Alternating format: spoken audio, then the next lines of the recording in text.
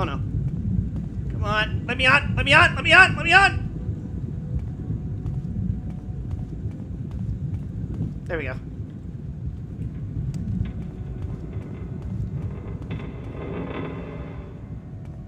So, how are we all doing today?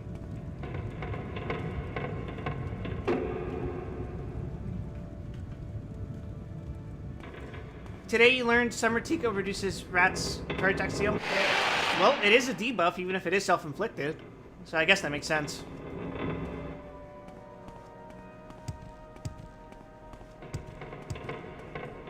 How does it feel? Oh, hey! Oh, death is near.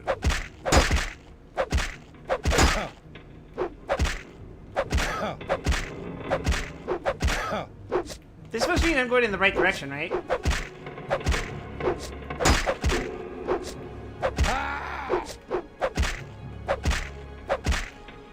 Give in. You're dead already. Really?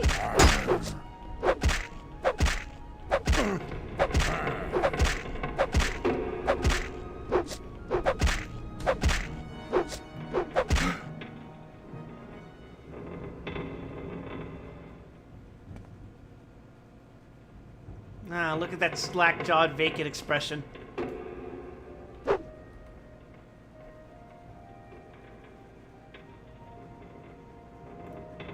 I'll take your gold.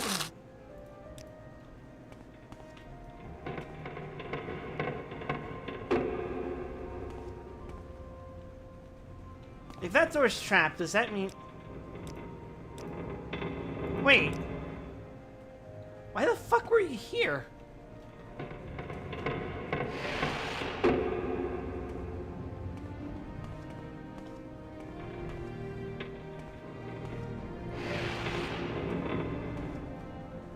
Ah, yes. The bed with no mattress.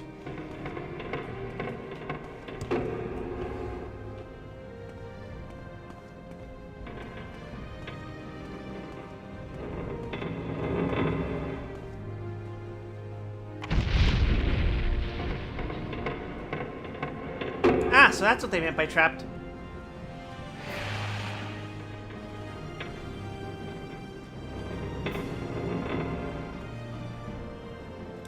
I could probably sneak attack her.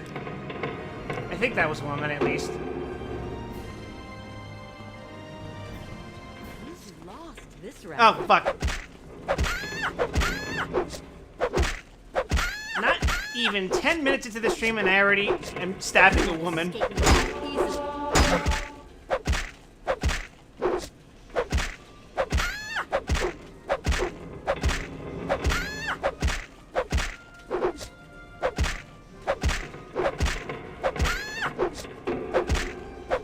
I tell you, they don't make video games like these anymore. Arrgh. Ow! Ow!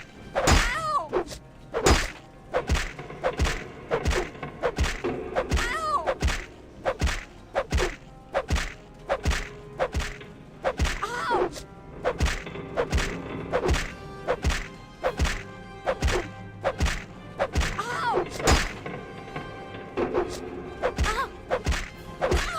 Ow!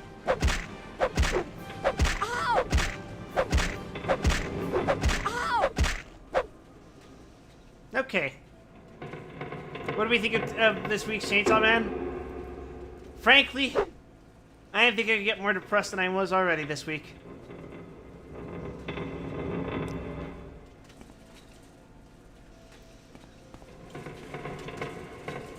Guy who thought he'd hit his lowest reached his new low he didn't even realize he had.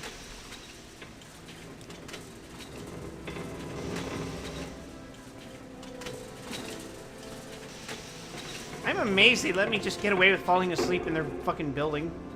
There wasn't even anything here.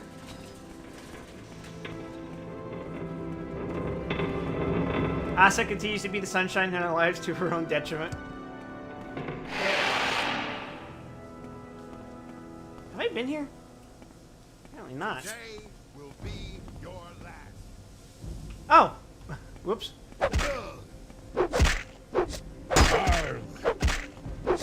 Actually, let me reload. I want to see if I can actually, like, sneak around and actually stab him.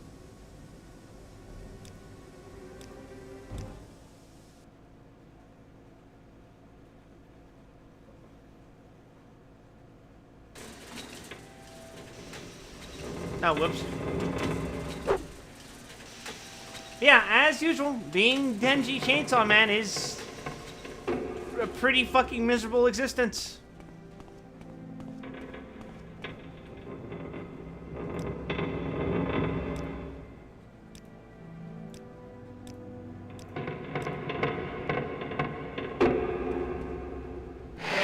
I can't even joke about him being literally me. Like, who the fuck goes through what he did? You're mine.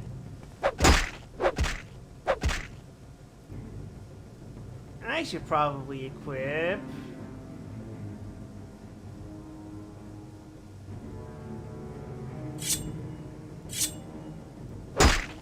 This is pointless. Give in. Ugh. You won't escape me that easily. This is pointless. Give Yoda's in. getting beaten up by Asa at this point. Gatmo double. Let's see what you're made of. Apparently made of sterner stuff than you. Fuck. Ooh. That's a decent amount of gold. We won't even refund the repair cost for my gear, though, so... Oops. I can't... Do I have enough sneak to sneak up on this dude and just stab him in the back instantly? Can I actually do what the stealth build was meant to do? Probably not, right?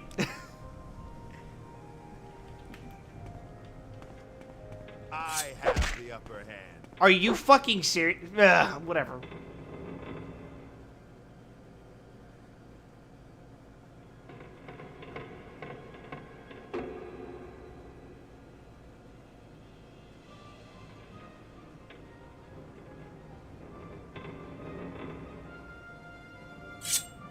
Sure, what does this do?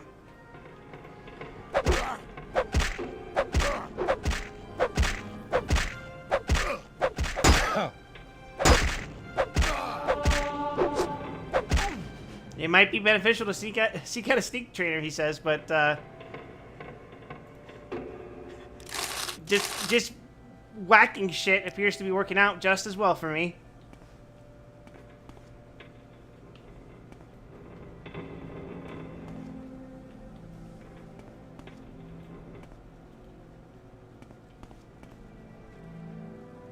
I was looking for a fucking cube here, right? Rocky strats. Adrian! Why is Rocky a caveman?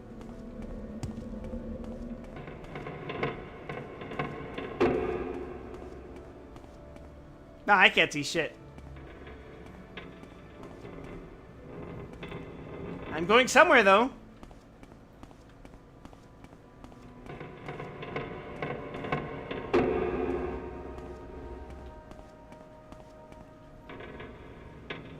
We pretended Rocky had no idea blocking was allowed.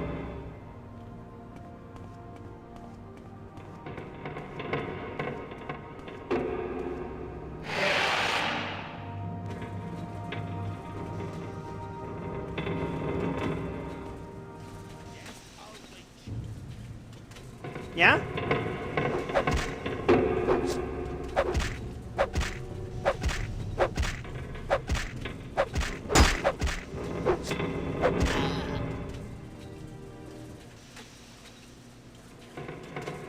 Okay. The hell was that for?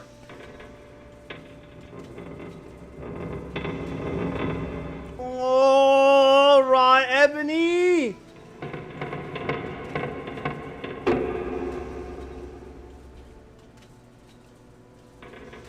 Unfortunately,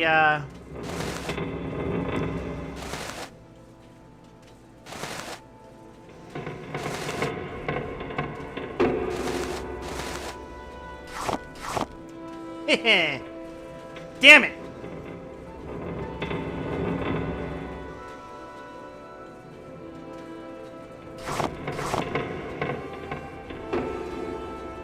Damn it! Oh well.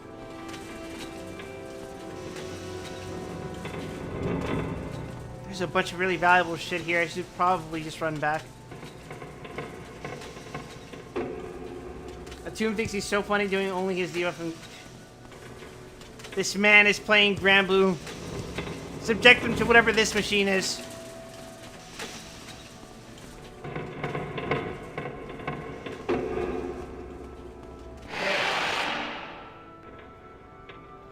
Where the hell am I going then?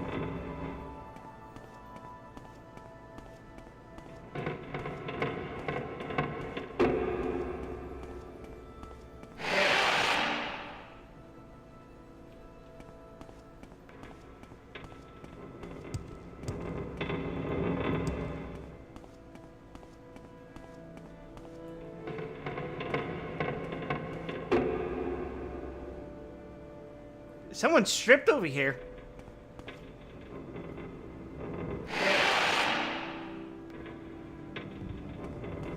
And we're back in circles.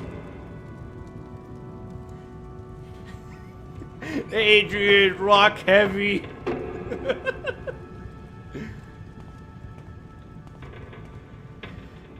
Okay, let's check. Whoops, that's not what I meant to press. I meant to press J.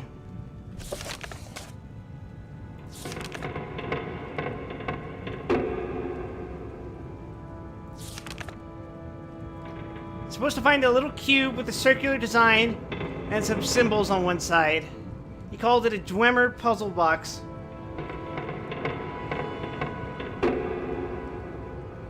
What?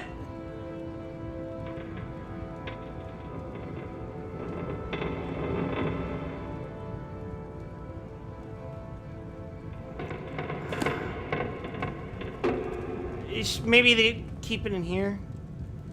It's just one thing.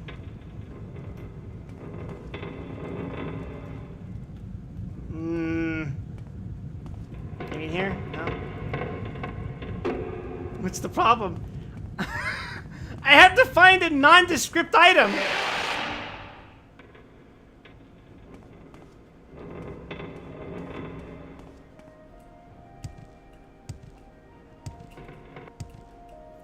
Good evening, Gigi. How's my favorite adventure? It's, I'm looking for a box.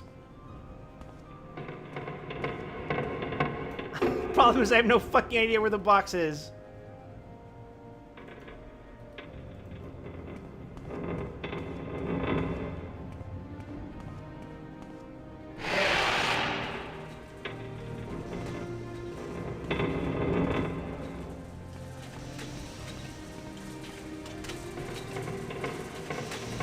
Apprentice Armorer's Hammer. Maybe it's in this crate. It would be so funny if it's just in one of these fucking boxes. Oh, wait, money.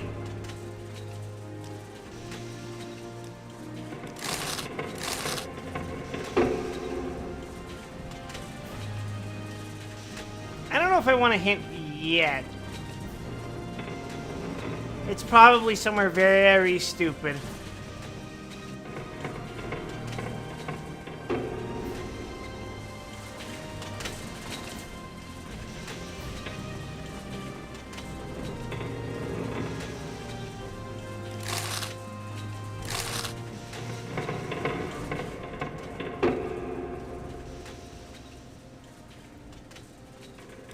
I should probably take the Dwemer coins.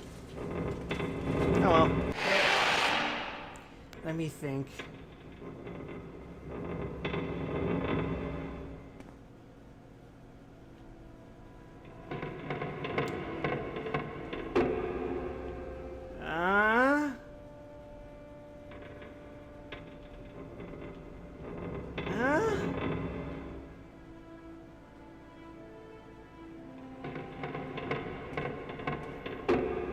You got promoted to customer today, so I heard.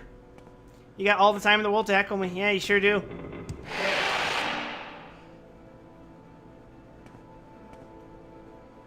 The overlay still losing the occasional letter. Yeah, I don't know what to do about that. Honestly, like, make the font pixel size smaller, but if I do, it kind of becomes illegible. God, I hate that word.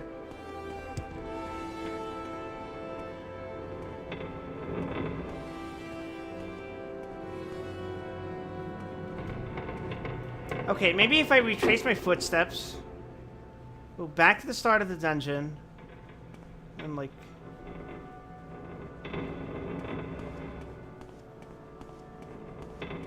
As long as they don't leave, they won't respawn, right?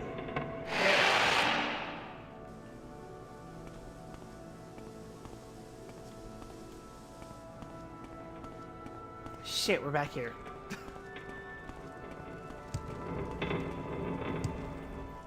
I do believe I'm going in circles.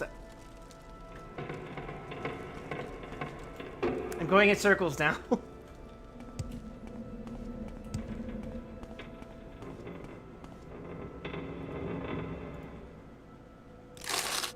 Oh, might as well not leave empty-handed. My weapon condition is going down pretty bad too, which means I am not long for this dungeon.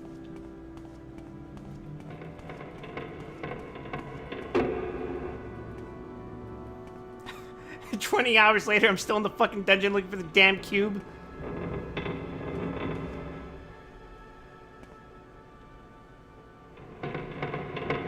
Anything here?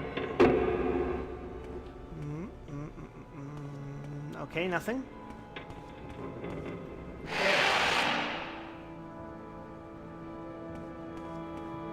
Am I locking myself in a loop here? I was just here and I went into the door and that led me... That's Heaven's Gallery. That'll lead me back the way I came from, I think.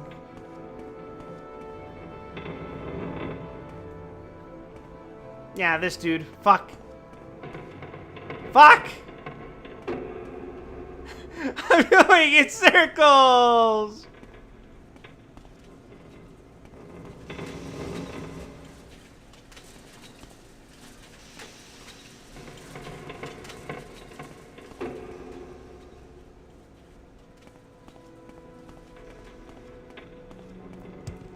Okay.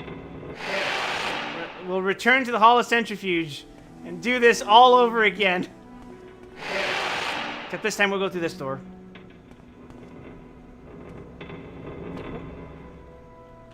Why? Why would you design doors like this?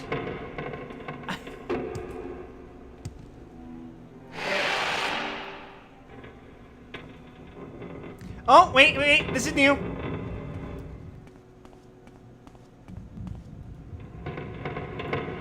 It might be here. And if it is, then we'll take it and get the hell out of here. Provided I remember how to get back from here.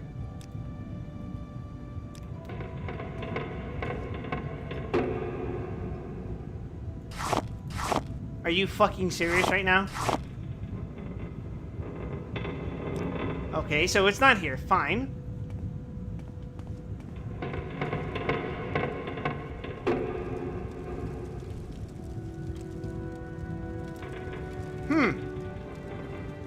Interesting.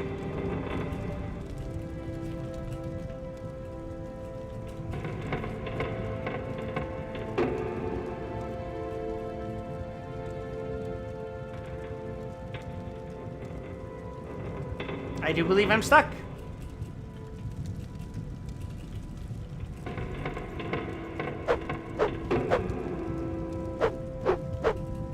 Alright. You can't be serious right now, right? Like... I am not reloading this fucking save. I am not reloading this save! Do you hear me? I will do the stanky leg for the next 30 minutes if I have to!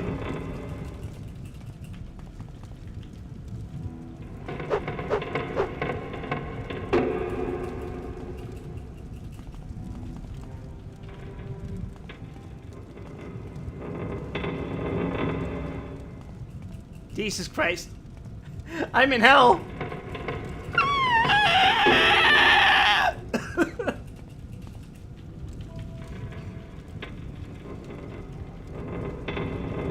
Why don't you just kick down the fire?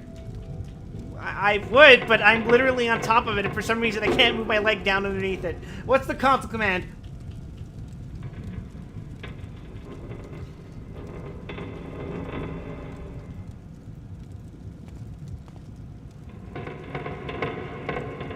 I'll simply delete the hall from existence.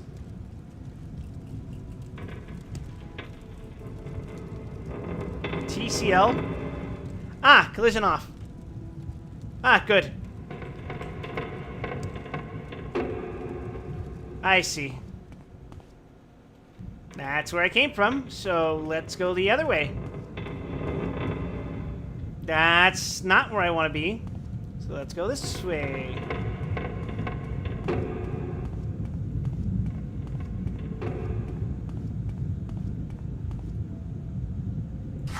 Alright, let's take these drummer coins. They're not going to be using them. They're dead. Cog, cabinet, wait.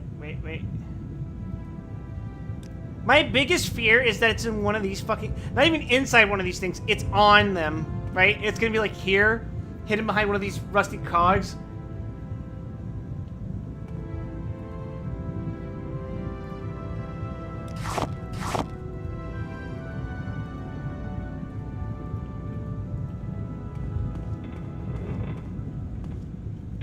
And my dumbass would never be able to find stuff like that.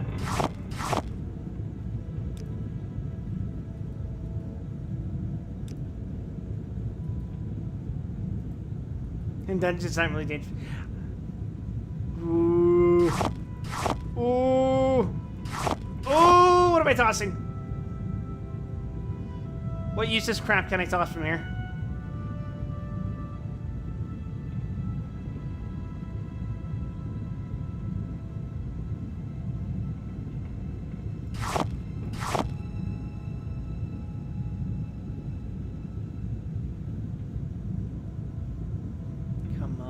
Something I can toss.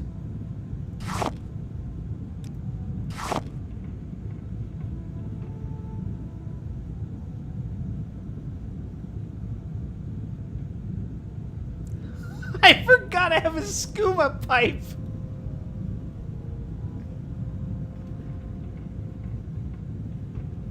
I should take a hit of that.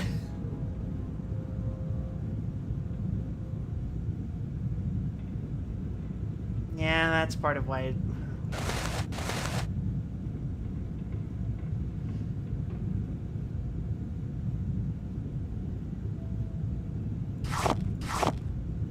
Okay, we're good.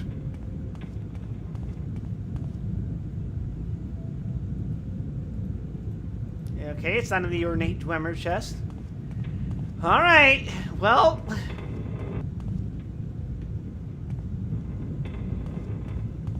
Did I already check this? No, yeah, I did. I guess we're going back to the start.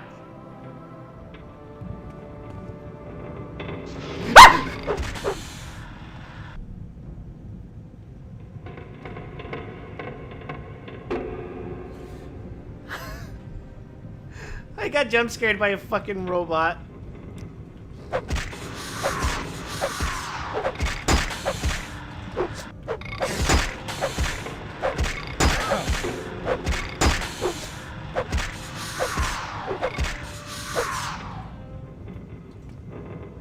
It wasn't even that fucking difficult.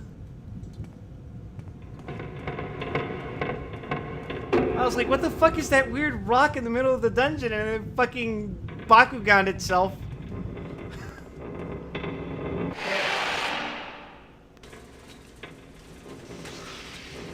I've definitely already been here.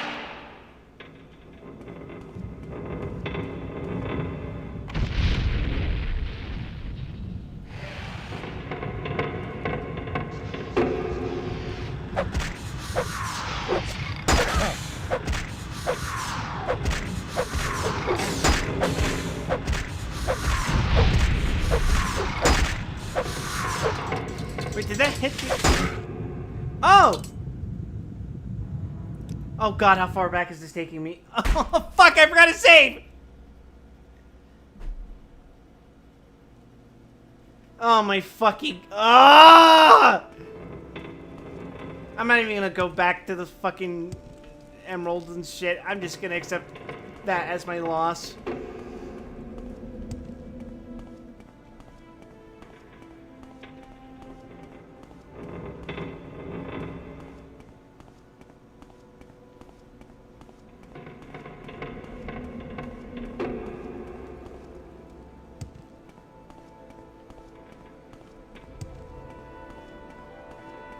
It was through here anyway.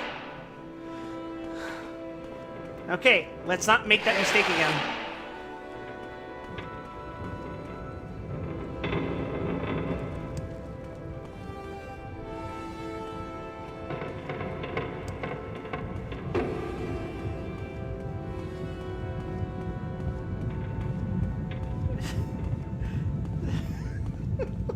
Fuck!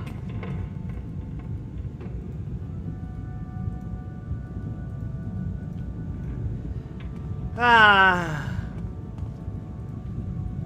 Okay.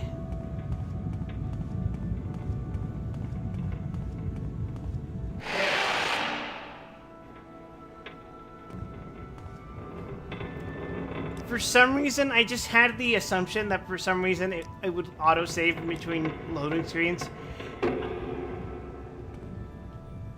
Wait a fucking second. Really? No. I'm gonna try to get this sneak attack on him.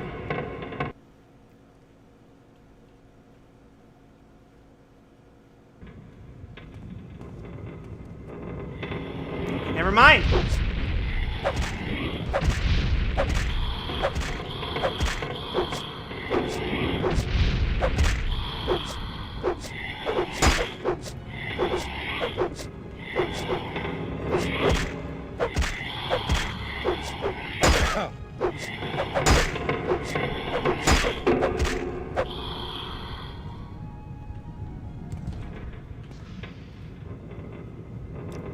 Okay.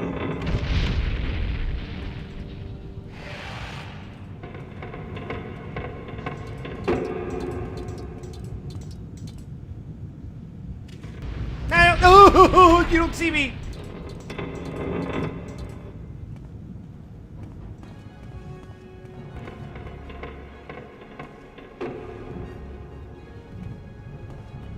Oh dear God. Just go back a room and we'll take a quick nap. Whee!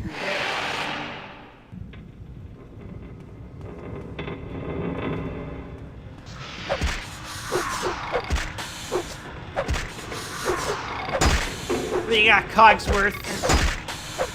You got shit. I'm gonna kick you down the stairs.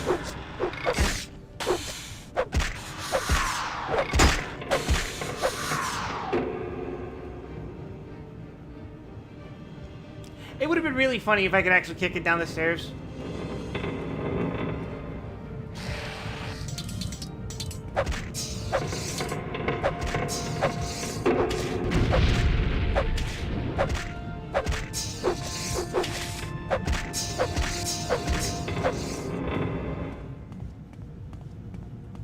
Fuck, why did that hurt so much?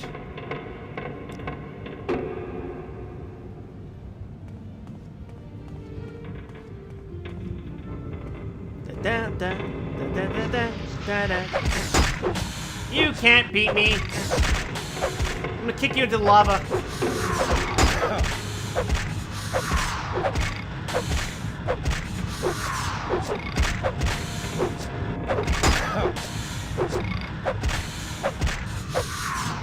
So, like, these robots, I understand I'm playing the third Elder Scrolls game.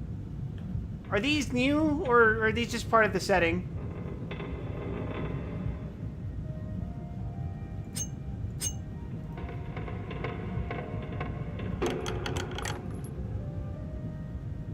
No.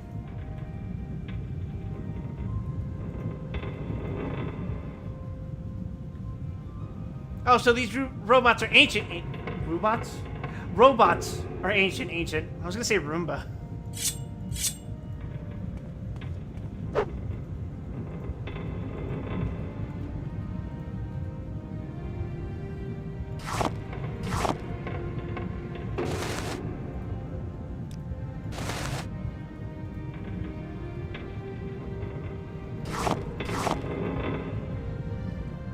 German robots have been a thing. I see.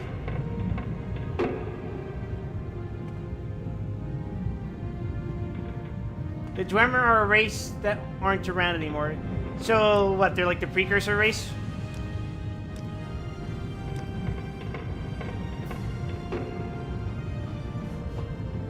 Or are they just a very, very unfortunate casualty of genocide?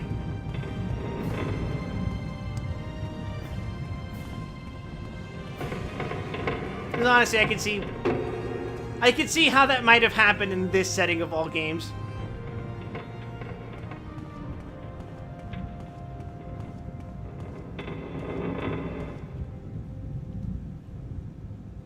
Huh?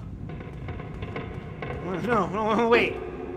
Wait, I've been here before. I've been here before.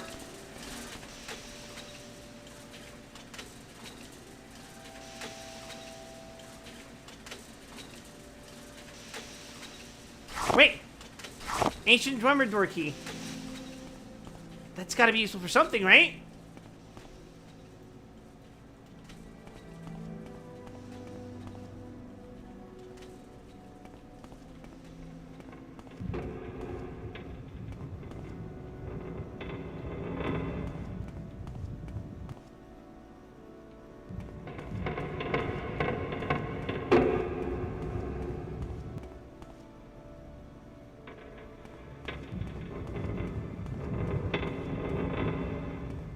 Oh god, I feel like I'm going in circles.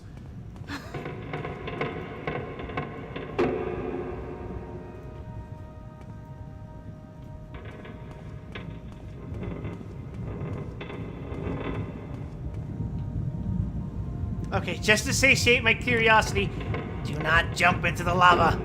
I want to see what happens if I jump into the lava. Ah!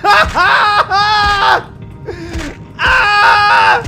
I thought there'd be a hidden door or something. This is just death. Ah!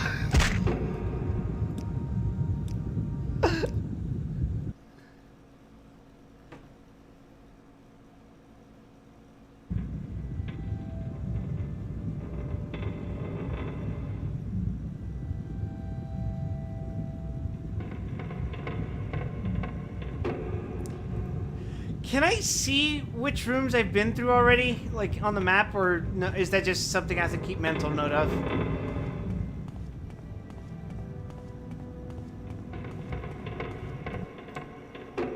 I don't particularly mind, but this is Heaven's Gallery, for example, which leads to here. No, that's the place that didn't have anything. And there's this place which is called Weepingdale Hall. And this leads me to one of multiple locations. But perhaps most notably... Nope, that's the Hall of Centrifuge. There was nothing there. I'm almost certain there was nothing there.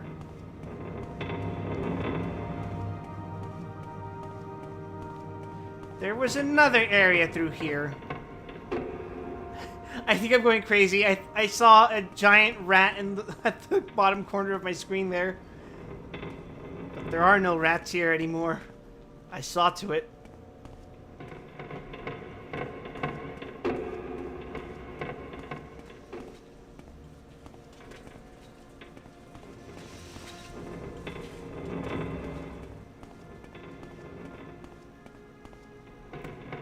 Fig, if you are telling me anything right now, fucking delete it. I will get there on my own, wherever it is. I'm no longer staring at the chat.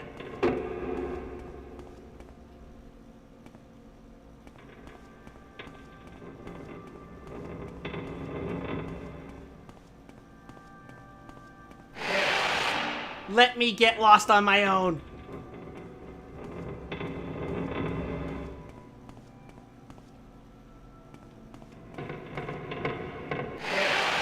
It was this place that I was talking about. The other area that I already been to, but I'm pretty sure... Oh, hello. Oh, it didn't say that I killed this guy. guy earlier, but then I died. You should have run while you had a chance.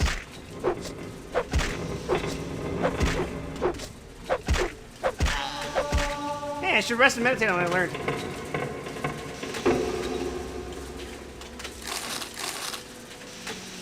Okay, let's look through here again. Pretty sure this is where I got some Dwemer coins. And then... just regular coins. I don't think there were any emeralds in here. I don't think there was raw, whatever the fuck. Well, let's take a look again. Make sure I didn't miss anything. Ah, yes, let me pick up the giant ancient Dwemer cog.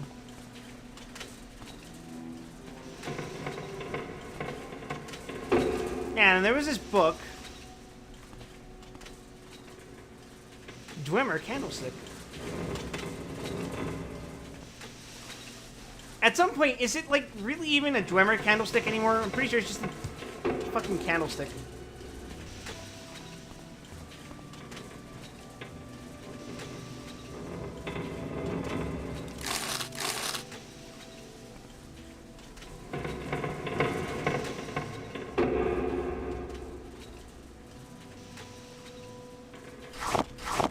Well, I guess it doesn't hurt to get more coins.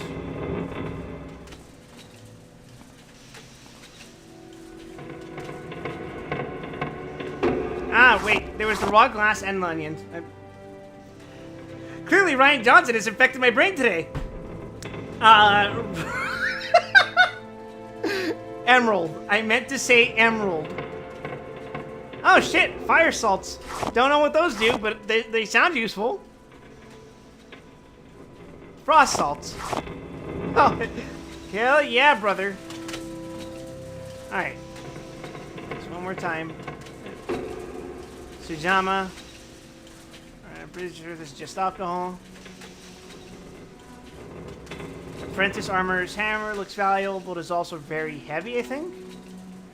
Not valuable, still kind of heavy.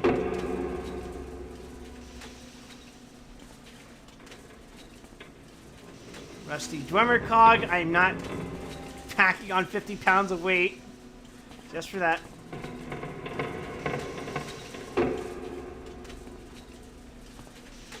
Oh my god, it's literally inside the box. Okay. A dancing fire, chapter 4. I've gained knowledge from this book? 18 Boss Mary and one Cyrodiilic former senior clerk for an Imperial Building Commission trudged through the jungle westward from the Xylo River to the ancient village of Indisi. For Decumus Scotti, the jungle was hostile, unfamiliar ground. The enormous vermiculated trees filled the bright morning with darkness and resembled nothing so much as grasping claws bent on impeding their progress. Fuck, I can't read. Even the fronds of the low plants quivered with malevolent energy. What was worse, he was not alone in his anxiety. His fellow travelers, the natives who had survived the Khajiit attacks on the villages of Grenos and Athay, wore faces of undisguised fear. There was something sentient in the jungle, and not merely the mad, but benevolent indigenous spirits. In his peripheral vision, Scotty could see the shadows of the Khajiit following the refugees, leaping from tree to tree. When he turned to face them, the lithe forms vanished into the gloom, as if they had never been there. But he knew he had seen them, and the Boss Mary saw them too, and quickened their pace. After 18 hours, bitten raw by insects, scratched by 1,000 thorns, they emerged into a valley clearing. It was night, but a row of blazing torches greeted them, illuminating the leather-wrought tents and jumbled stones of the hamlet of Indisi. At the end of the valley, the torches marked a sacred site. A gnarled bower of trees pressed close together to form a temple. Wordlessly, the Boss Mary walked the torch arcade toward the trees. Scotty followed them. When they reached the solid mass of living wood with only one gaping portal, Scotty could see a dim blue light glowing within. A low, sonorous moan from 100 voices echoed within. The Boss Mary maiden he had been following held out her hand, stopping him. "You do not understand, but no outsider, not even a friend, may enter," she said. "This is a holy place." Get the fuck out of my...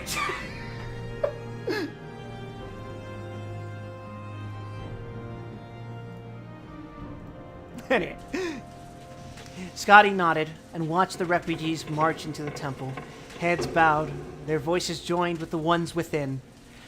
When the last wood elf had gone inside, Scotty turned his attention back to the village. There must be food to be had somewhere. A tendril of smoke and a faint whiff of roasting venison beyond the torchlight led him.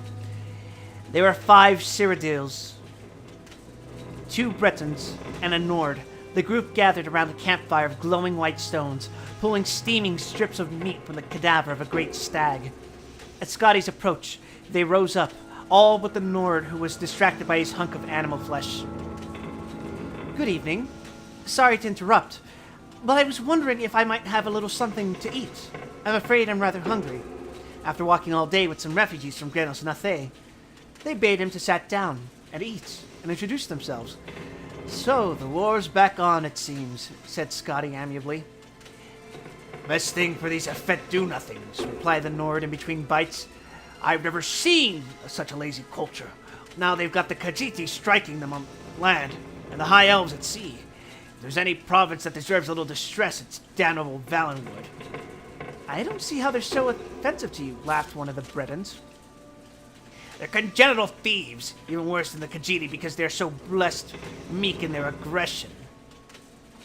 The Nord spat out a gob of fat which sizzled on the hot stones of the fire. They spread their forests into territory that doesn't belong to them, slowly infiltrating their neighbors, and they're puzzled when elsewhere shoves back at them. They're all villains of the worst order. What are you doing here? Asked Scotty. I'm a diplomat from the court of Gehenna, muttered the Nord, returning to his food. What about you? What are you doing here? Asked one of the Cyrodiils. I work on Lord Atreus' building commission in the Imperial City, said Scotty. One of my former colleagues suggested that I come down to Valenwood. He said that the war was over, and I could contract a great deal of business for my firm rebuilding what was lost. One disaster after another, and I lost all my money. I'm in the middle of rekindling a war, and I cannot find my former colleague. Your former colleague? Murmured one of the Cyrodiils, who had introduced himself as Reglius. He wasn't, by chance, named Laodice Juris, was he? You know him? He lured me down to Valenwood in nearly the exact same circumstances, smiled Reglius grimly. I worked for your employer's competitor, Lord Van Exman, where Laodice Juris also formerly worked. He wrote to me, asking that I represent an Imperial Building Commission and contract some post-war construction. I had just been released from my employment, and I thought that if I brought some new business, I could have my job back. Juris and I met in Athe, and he said he was going to arrange a very lucrative meeting with the Sylvanar. Scotty was stunned. Where is he now? I'm no theologian, so I couldn't say, Reglius shrugged. He's dead. When the Khajiit attacked Athe, they began by torching the harbor where Juris was readying his boat. Or, I should say, my boat, since it was purchased with the gold I bought. By the time we were even aware of what was happening enough to flee, everything by the water was ash. The Khajiit may be animals, but they know how to arrange an attack. I think they followed us through the jungle to Vindisi, said Scotty nervously. There was definitely a group of something jumping along the treetops. Probably one of the monkey folk, snorted the Nord. Nothing to be concerned about. When we first came to Vindisi and the Bosmeri all entered that tree, they were furious, whispering something about unleashing an ancient terror on their enemies. The Breton shivered, remembering. They've been there ever since, for over a day and a half now. If you want something to be afraid of, that's the direction to look.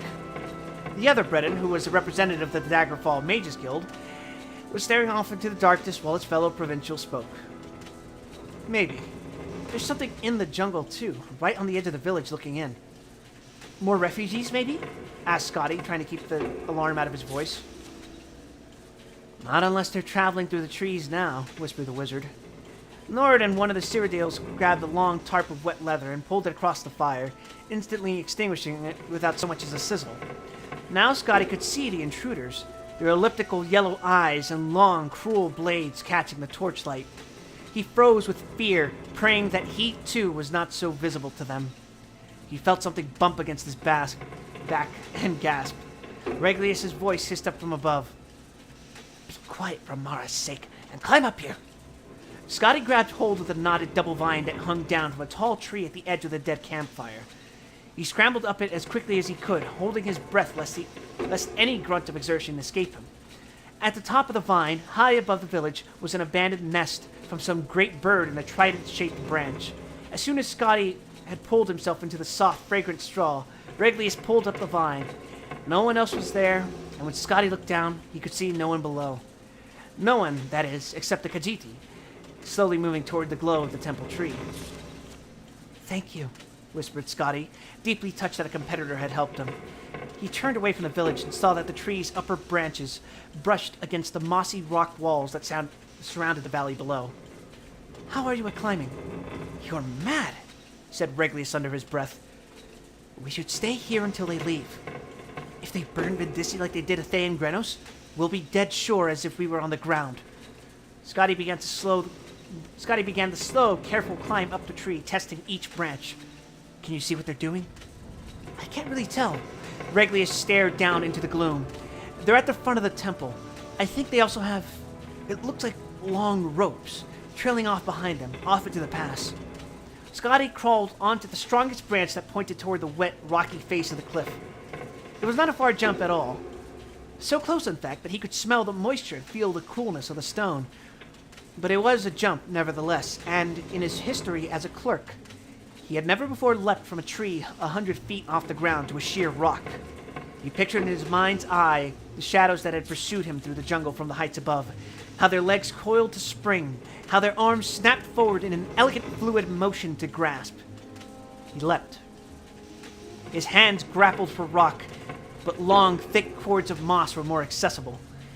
He held hard, but when he tried to plant his feet forward, they slipped up skyward. For a few seconds, he found himself upside down before he managed to pull himself into a more conventional position. There was a narrow outcropping jutting out of the cliff where he could stand and finally exhale. Reglius. Reglius. Reglius. Scotty did not dare to call out. In a minute, there was a shaking of branches, and Lord Vanek's man emerged. First his satchel, then his head, then the rest of him. Scotty started to whisper something, but Reglius shook his head violently and pointed downward. One of the Khajiit was at the base of the tree, peering at the remains of the campfire. Reglius awkwardly tried to balance himself on the branch, but as strong as it was exceedingly difficult with only one free hand. Scotty cupped his palms and then pointed at the satchel.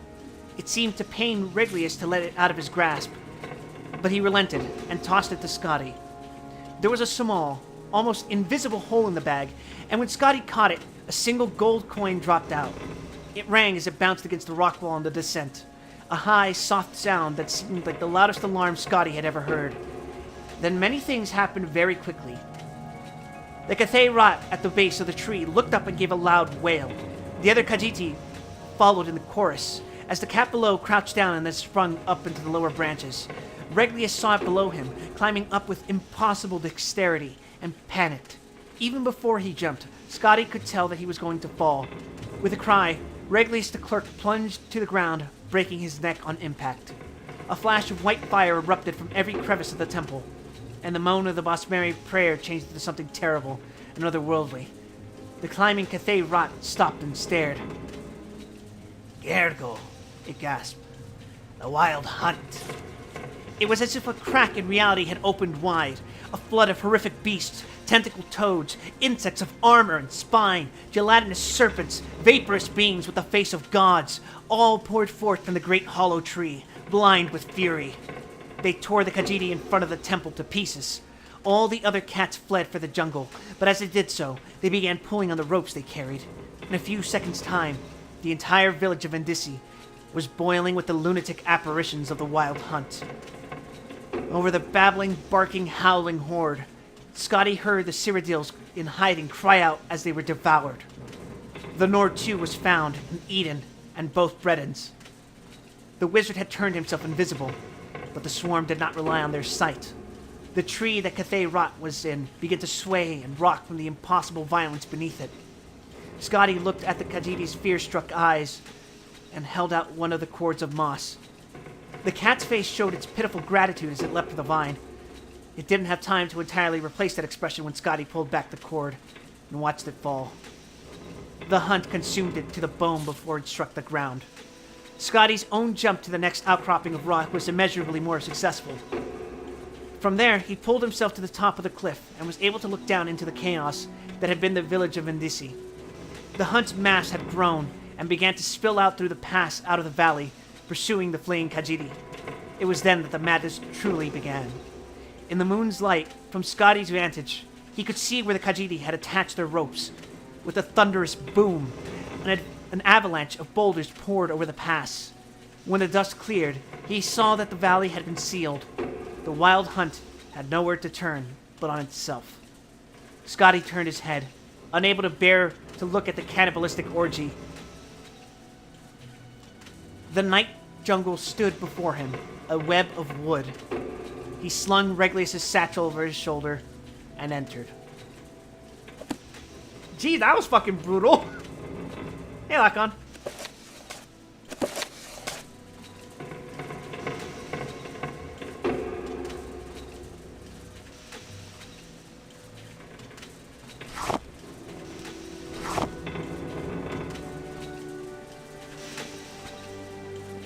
Fuck, what was I doing again?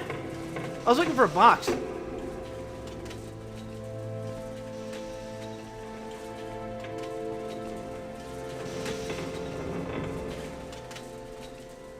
My genius is so great, I already had Tico and my dad for a host party. I was gonna say something else.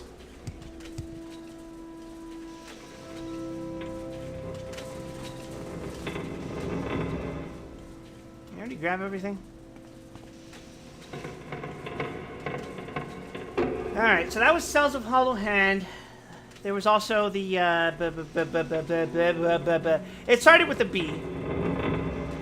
That's the Hall of Centrifuge. That leads to the bell something. And then there was the Heavens area, which I'm sure did not have the thing I was looking for.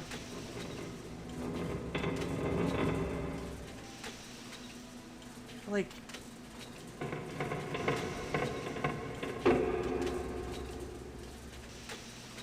Huh.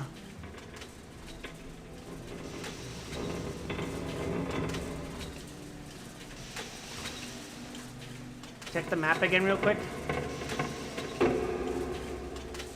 Wait!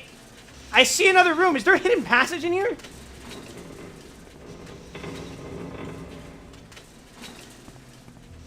Ah, whatever.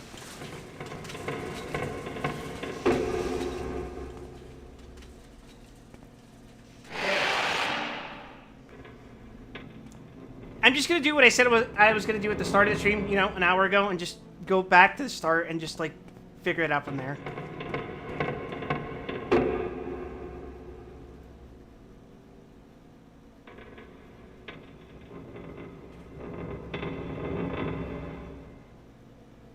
Molag Amur region. Oh, that's outside. Huh.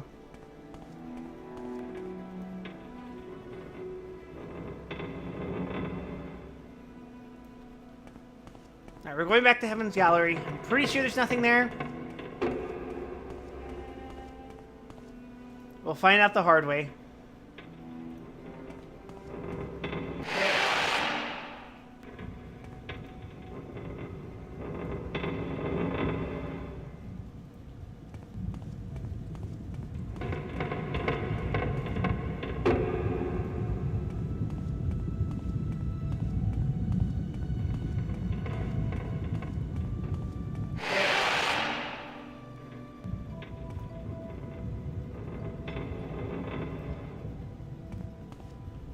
Actually, an ad's about to play, so I'm gonna get up and go pee.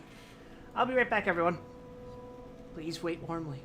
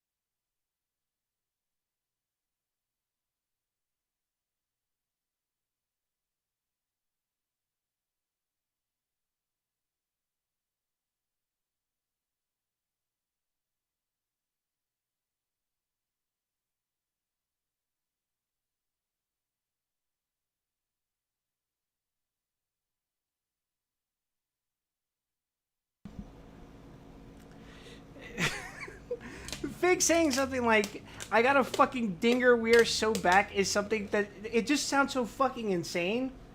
Like, Fig, you realize that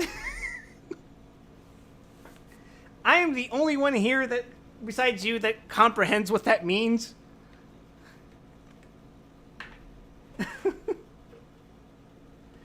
Alright, I'm serving myself a drink because guess what, everyone? It's 107 degrees Fahrenheit here in the lovely city of Sin. By which I mean I'm fucking melting, everyone. I'm sorry. If it seems like my decision making has compromised this stream, and quite possibly for the next 2 months, yeah.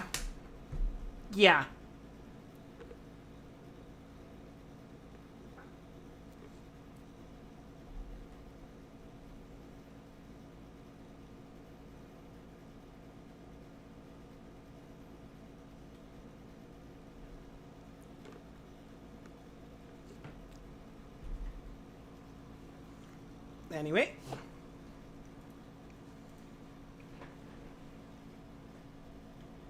Alright, I'm in position. I have appeared. One more dinger and I'll finally get up to. God, imagine needing 2 Schrodingers. I say possessing 5.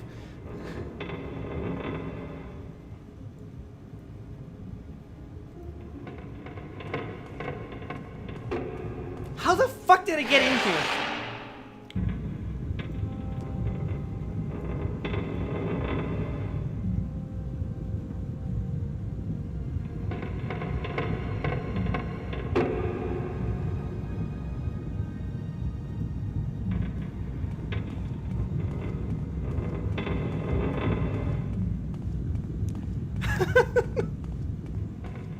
I feel like an idiot.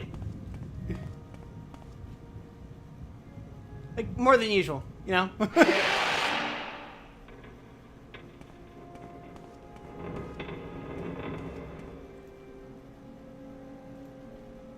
Alright, we'll go back to the Hall of Centrifuge. I'm pretty sure there must be a way to get to the entrance from there. By which I mean I'm not that sure at all. Where the fuck am I?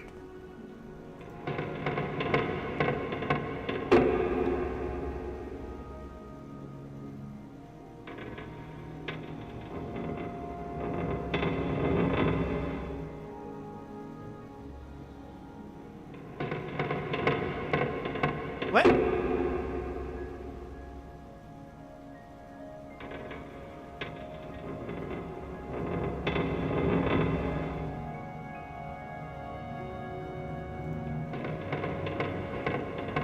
Am I going the right way?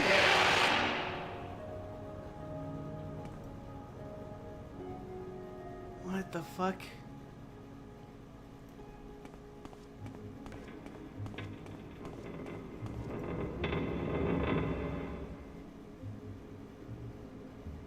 Huh?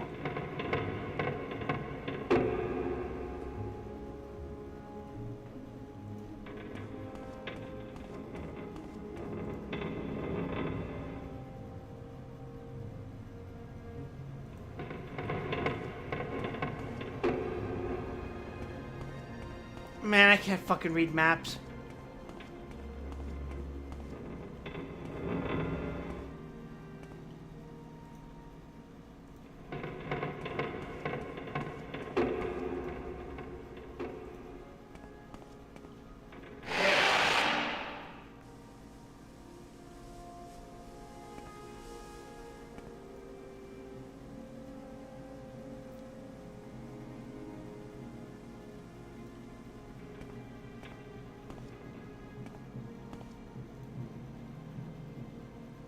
Where is this?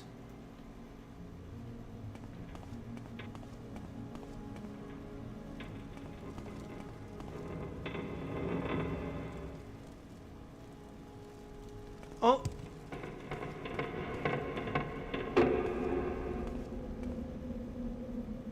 How did I forget about this? This is the entrance. I was like, oh, where's the entrance? I kept going in a fucking circle here. Okay.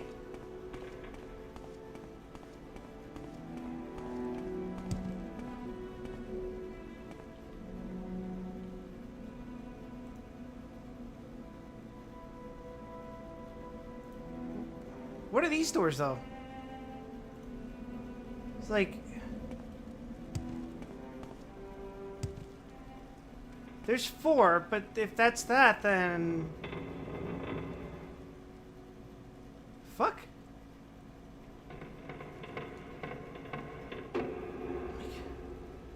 Let's go this... No, that... Because that leads to... But...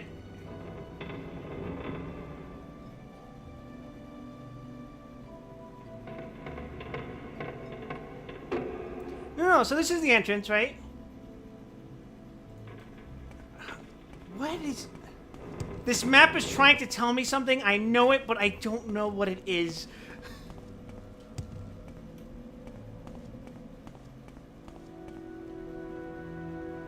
Hey, this goes right back outside. So from here...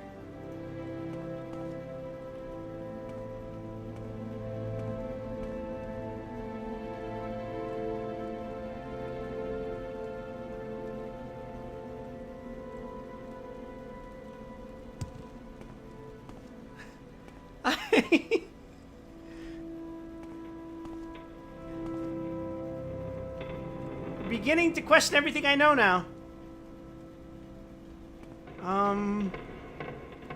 Okay. Let's go down. Let's not go through there because we've already been through here.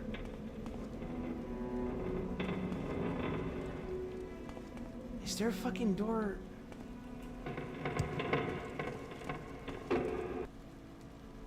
What? Oh my fucking god. Scoundrel.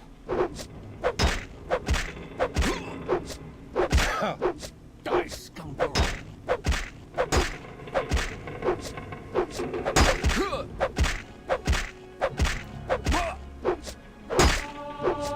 I should rest and meditate on what I've learned.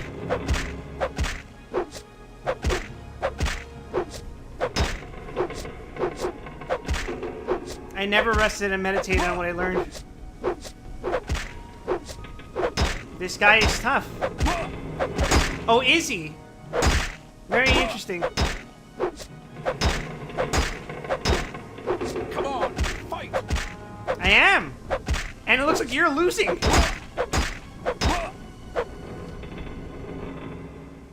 Wow, okay. Wow, you have a lot of stuff on you. It doesn't seem to be very valuable stuff, though.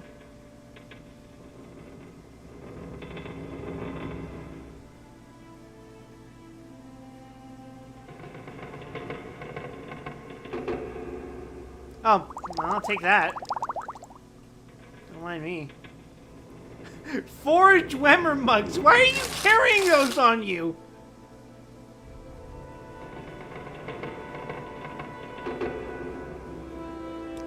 Oh, whatever. Let's look around here. Is the thing here? Cogs. Cogs.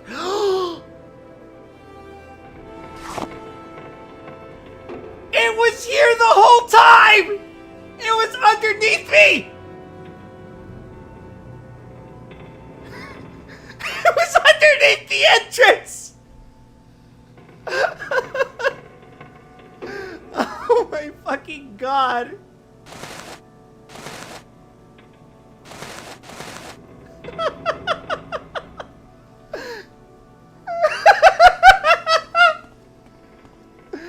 Ah. Wow.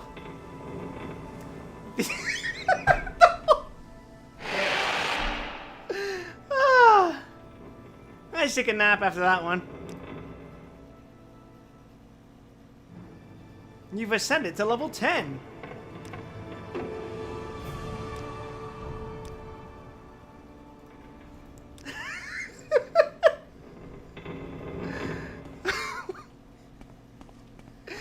The entrance is right here. This whole past hour has been a waste of time.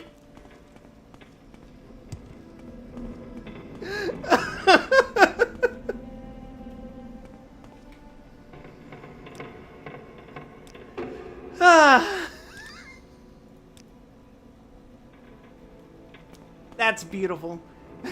Maybe next time I'll learn to read the map.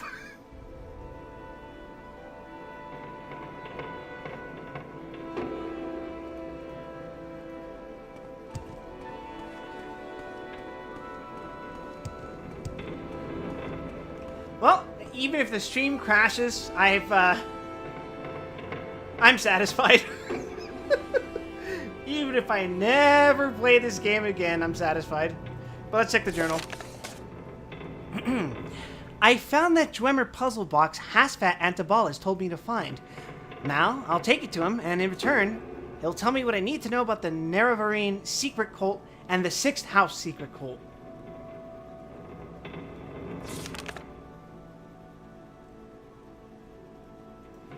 And that would involve me going back to Balmora, right?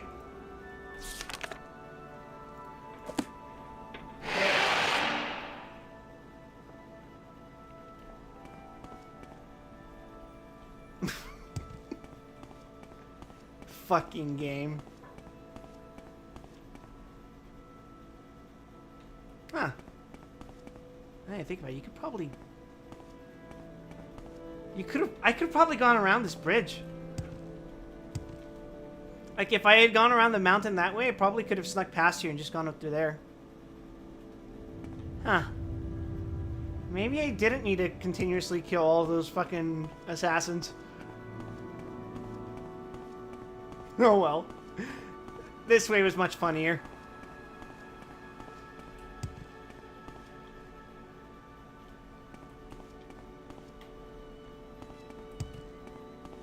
Ah, okay. Alright.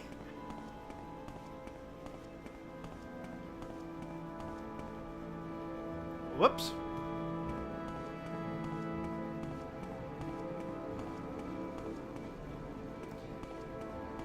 God, I wish we had this weather right now.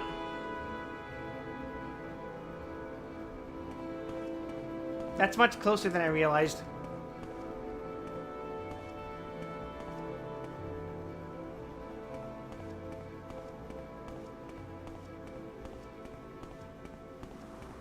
Are you proud, chat, that I managed to get through the fucking first fucking quest of the game?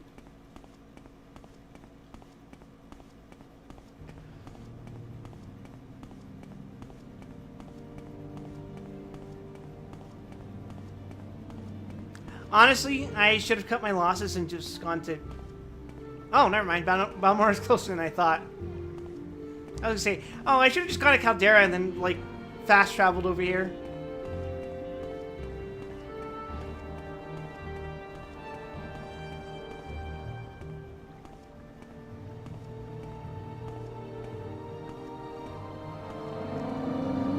Ride this shoe buff?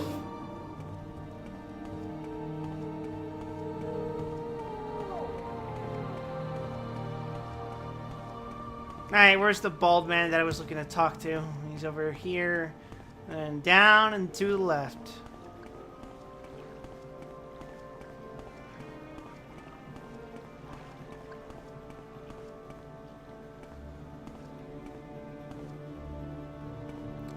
Alright, chat, I got something for you while we travel. Any of you from the Midwest?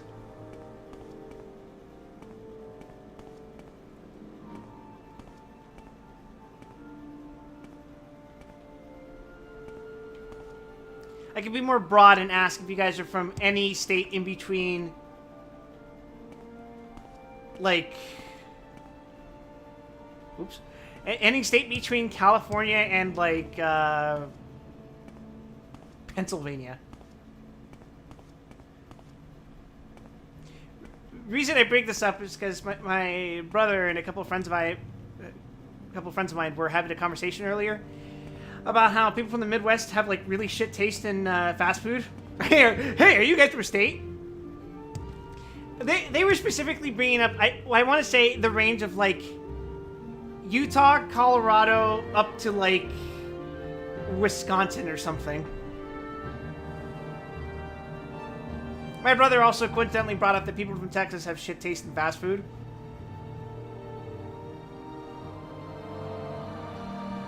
Oh, right, this conversation started because a friend of ours was like, I had a Sonic corn dog and it sucked. And I'm like, despite the name, it's not Midwest. Yeah.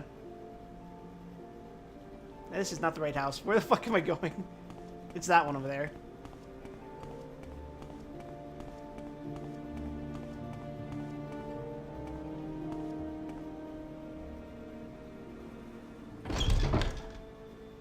I sure hope I'm bringing it to Cassius. Or Caius. Why did I say Cassius? Oh, fuck. Wait, okay. Yeah, it's still here. It's still here. I'm fine. Goodbye. Let's... Wait, can you train me?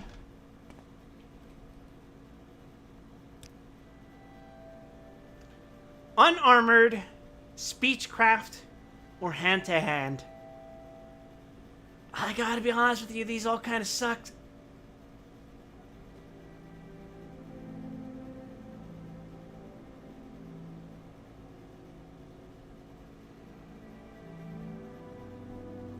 Oh, so my friend was complaining about how, like, he had that Sonic hot dog and he was like, Sonic corn dog specifically, and he's like, how do people from the Midwest find Sonic to be so good? They need to go to other places. And then we started bringing up that we hate when people praise, like, a fast food restaurant or some kind of fad food. And then it just turns out to be pretty okay at best.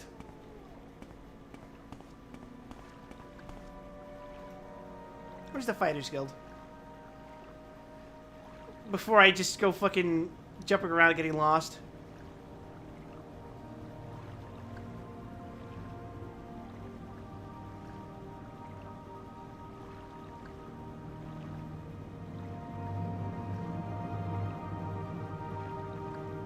Fighters Guild has to be like over here, right? Yeah, there it is.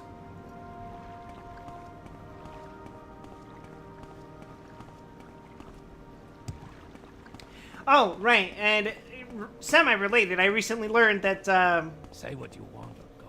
apparently people in Texas, do a thing with, putting, I think it's corn nuts in bottles of Coca-Cola. Is that real? That sounds made up, but I think I've seen pictures of it, but they might be photoshopped. But maybe they're not. Come on, then. Say something or move on. I'm busy, so if you will excuse me. Peanuts, right. Yeah, it was Peanuts.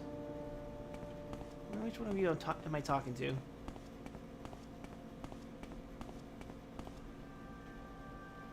A farmer's Coke?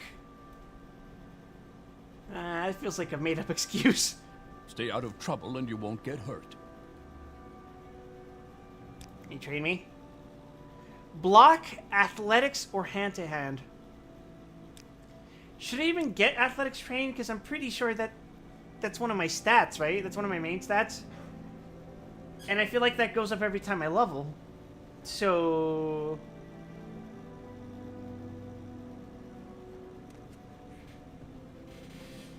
you have peanuts, you have a Coke, you have shit on your hands.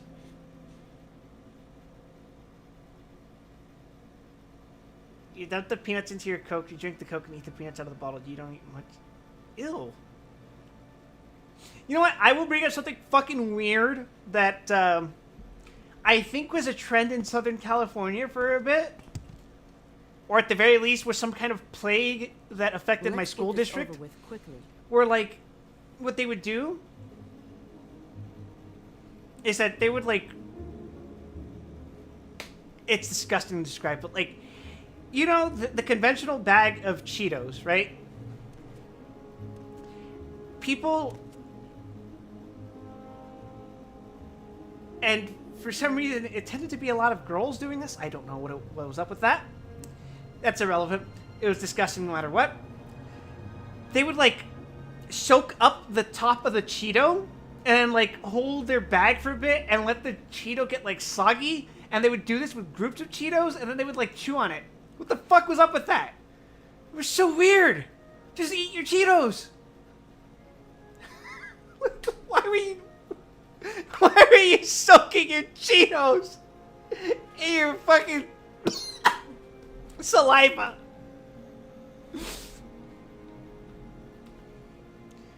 Sorry, just thinking about that grossed me the fuck out.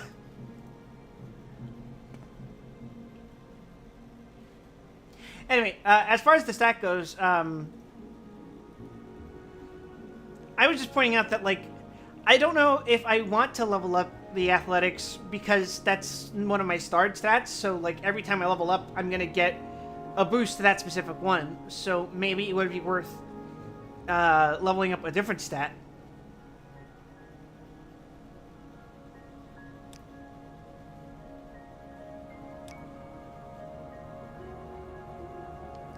Perfect. Just what I was looking for. Just let me take this Dwemer puzzle box, and then I'll tell you what Caius will want to know about the 6th house. And about the Neverine. By the way, the inscriptions on the box seem to be the directions for setting a Dwemer key to open a specific lock.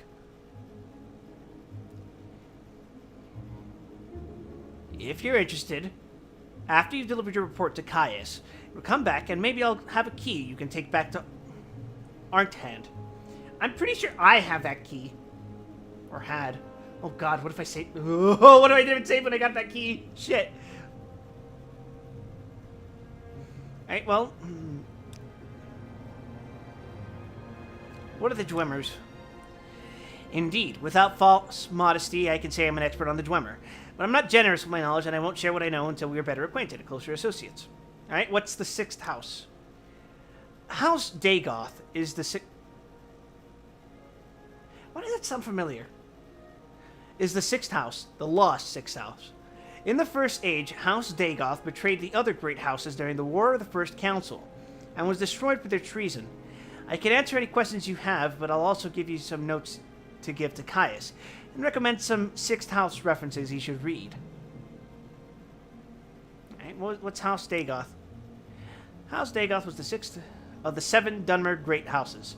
Nothing remains of the 6th house. Its members were all slain or adopted into other great houses following their treason in the War of the First Council. Their clanstead was called Kogarun. Hey, Chris, what's up, man? No worry. Nerevarine. The Ashlanders believe a reborn Nerevar will unite the Dunmer against the Outlander invaders and restore the ancient Dark Elven nation. Nerevar is a legendary hero and the saint of the temple, but the temple denies the prophecy and persecutes heretics who believe in the Nerevarine. Tell Caius that Sharn Gra Musgab would be a better person to talk about, or ask about the native fates and superstitions. Goodbye. I'm sure this has nothing to do with me. Alright, now I go talk to...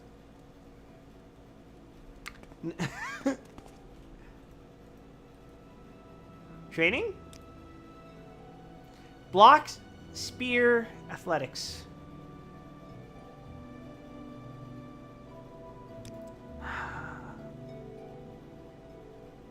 Oh, well, it's nice of you to check in, man. Do I want to brute force level my athletics, or do I just want to save that for whenever I level up normally? Did I check my stats again?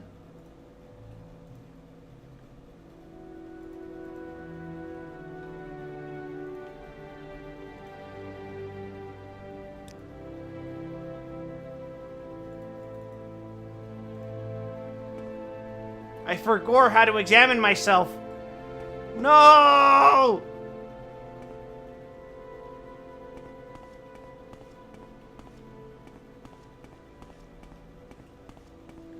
Don't look at me. Train me?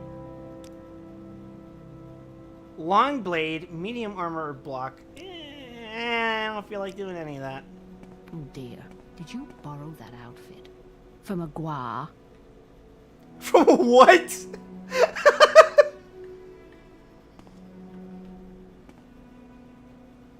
Talk with you? Something tells me I might regret it. From a gua. Armor.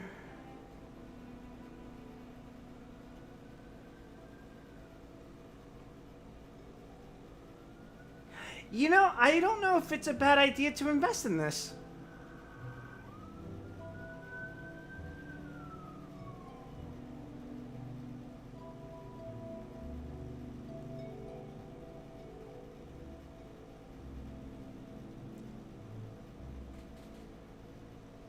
Oh wait, but that requires me to do shit manually. Nah, I just steal fucking money and you'll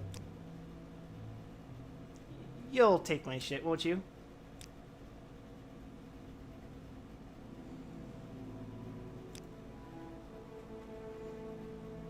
Take this dwarven battle axe.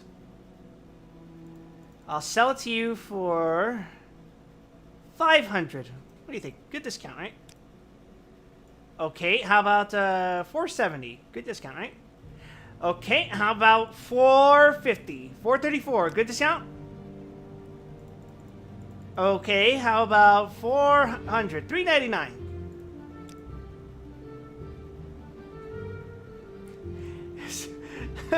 You don't seem to understand. I'm trying to sell you an axe valued at 750.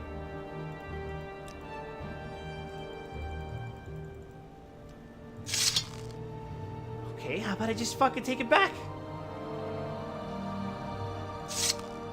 There. Would you sell it at your asking price? Would you buy it at your asking price? Okay, you will.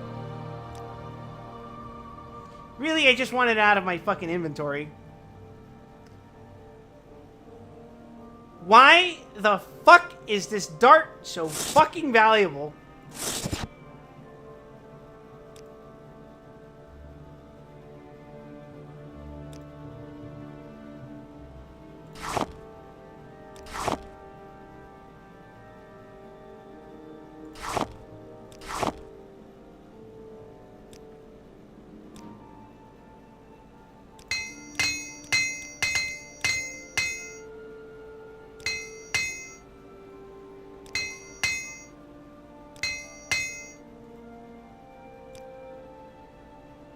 Goodbye. Train me. Fine. I don't want to be part of your stupid fighters guild anyway. You bet you charge people member fees.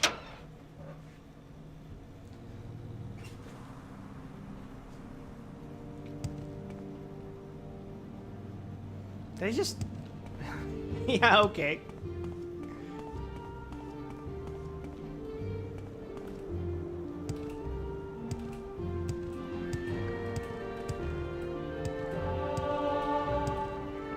Yeah, I don't need no sticky training. I can just level up my acrobatics naturally.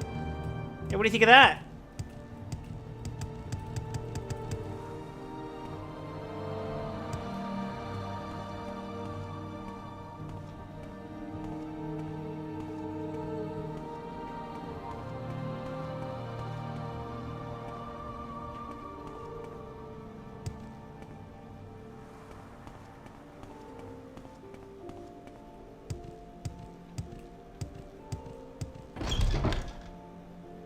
What the fuck are you talking about? Oh, for some reason I thought you died. Yeah? Fuck's that mean, buddy?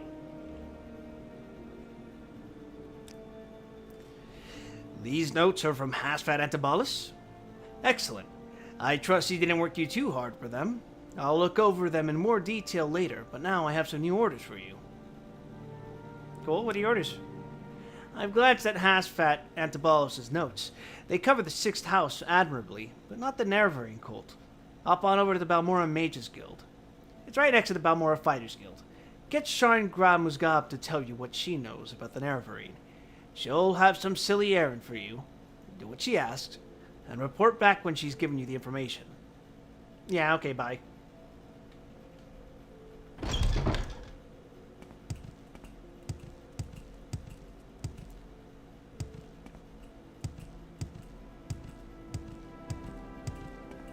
The insane ramblings of the unhinged, also called Grand Blue Players.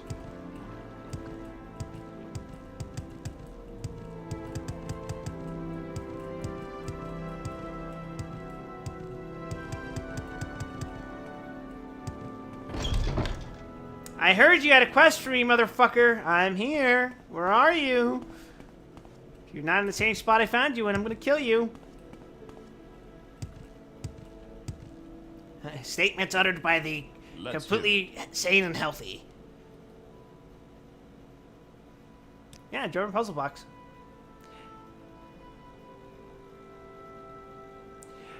What? Oh, yes, I'd forgotten. Here's a Dwemer key, made according to the instructions I found on the puzzle box you brought me. I have no idea what it's good for, but if you take it back to Arnthand, maybe you'll find the lock it opens. Key to lower Arnthand has been added to your inventory. Cool. Are we going back there? Is the question. The answer is probably yes, but the question is also, are we going back there right now? The answer to that may surprise you. Something I not hope this right won't about take long. And you'll still take my money. You like to walk a fine line, don't you? Shut the fuck up before I poke you in the eye.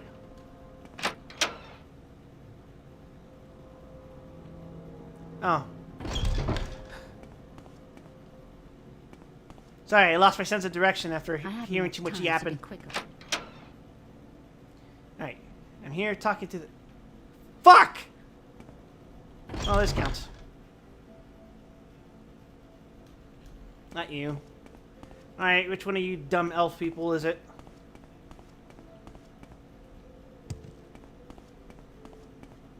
No. What? No. Why do you disturb me? Damn. You're not the person who's teleported. No. No.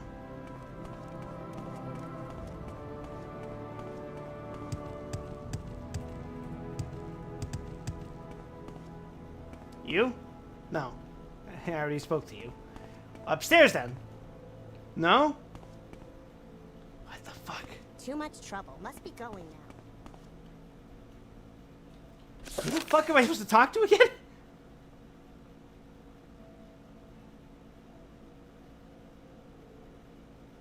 Sharn.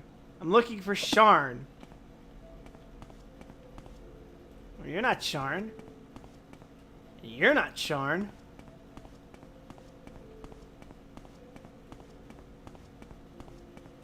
Are you Sharn?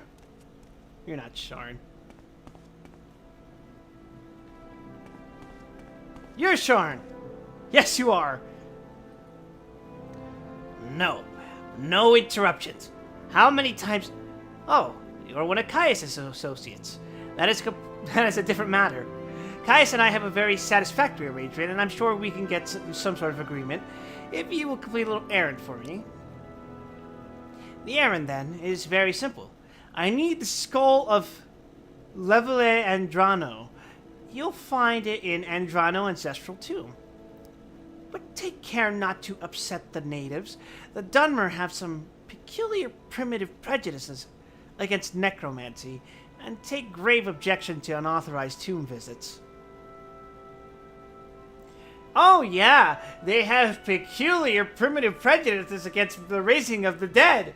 Yeah, I'm sure there's no reason for that whatsoever.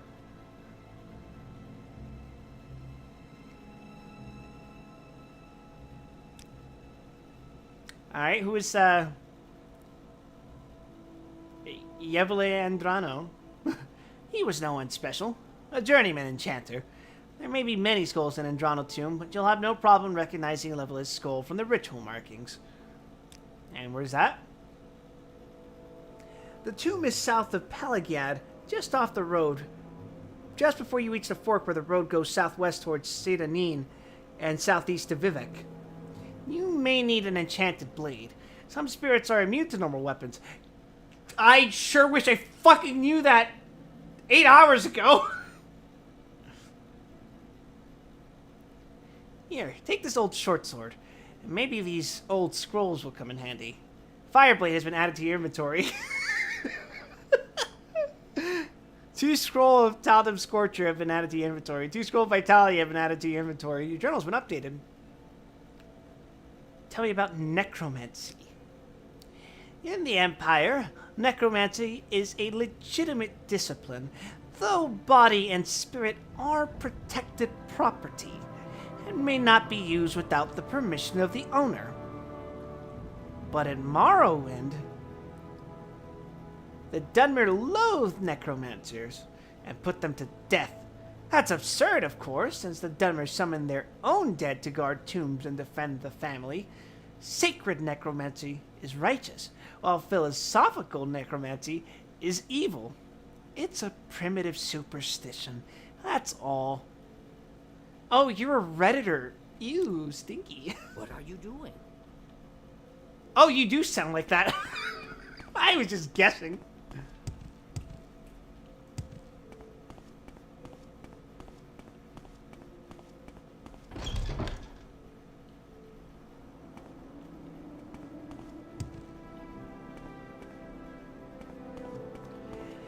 Well, I'm pretty sure the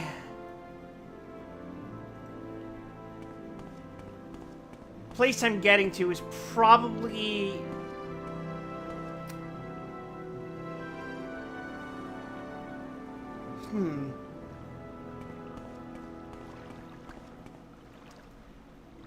I'm pretty sure revisiting the dungeon is easier to... Not easier, but it's along the way, so I might as well do it, right? And when I get out, just, like, do a quick step up. Step up. Yes, a step up. Not a pit stop. Pit stop to Caldera, get my gear fixed, and then take off, right? What is it, pest? Goodbye.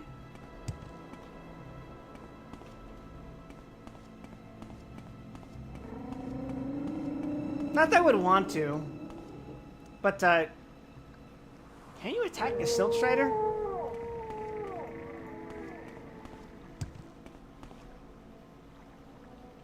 I'm just gonna ignore that.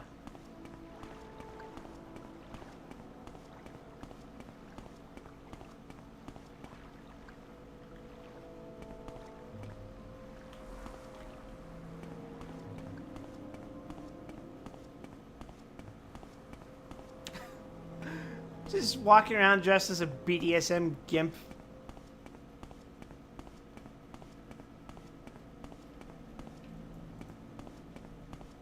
And this is surely the man who will save all of Morrowind.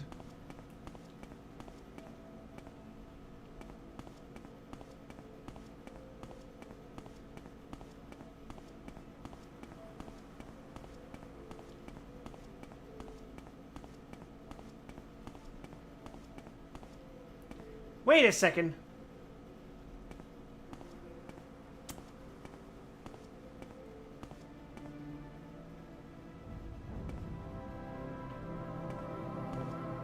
Have I already been to the lower parts?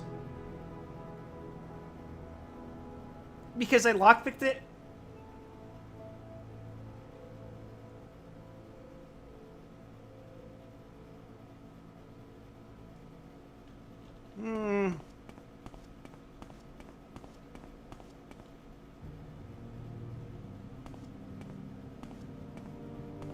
Yeah, I think I might have already been there. I'm not gonna go.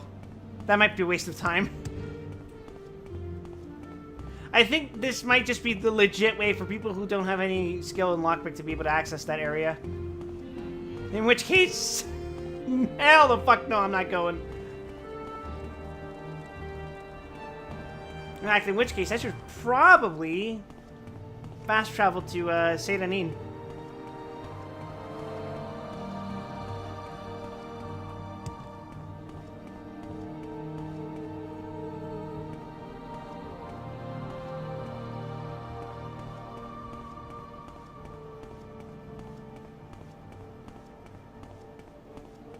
Pretty good melted chest. Melted harp, evilite, and 2 Dama shards. By shards, you mean crystals?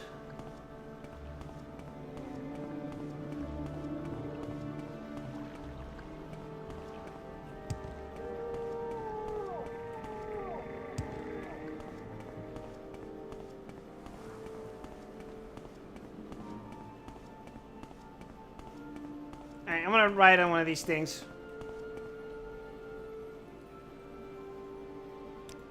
What is it, Pest?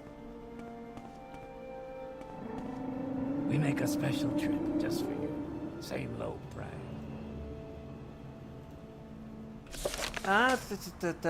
Southwest towards St. Anine and southeast.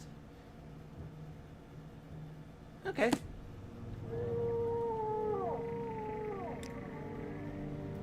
Let's travel to St. Anine since that's the cheapest. We make a special trip just for you. Same low price.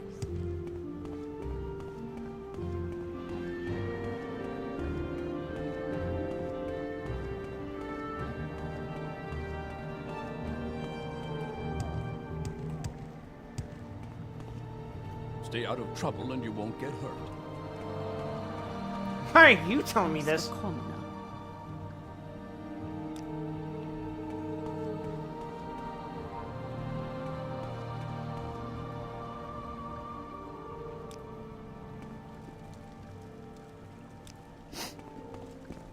Yes?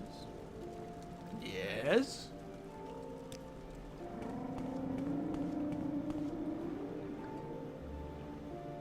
I don't believe I've seen a Nord with such a grand outfit in some time.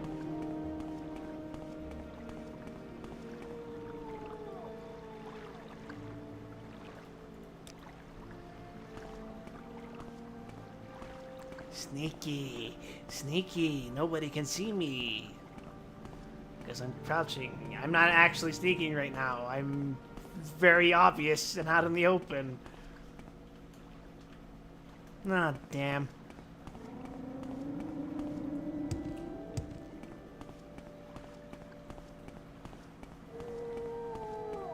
Alright, so let's head back out in search of adventure.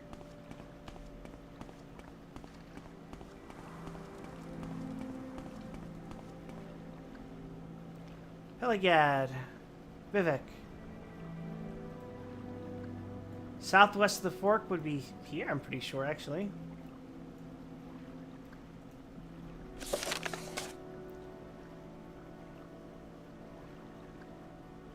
Ancestral Tomb is south of Peligad, just off the road. Just before the road where... I am fumbling my goddamn words today. Just before the fork where the road goes southwest towards Saint Anine and southeast of Vivek.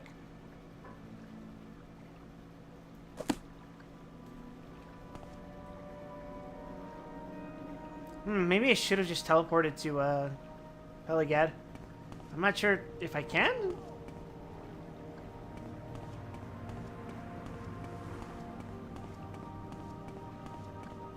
It's chump change regardless at this point, so it's fine.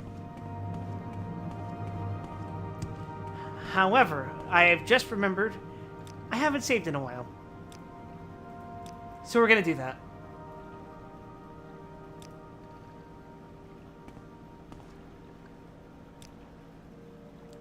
I see.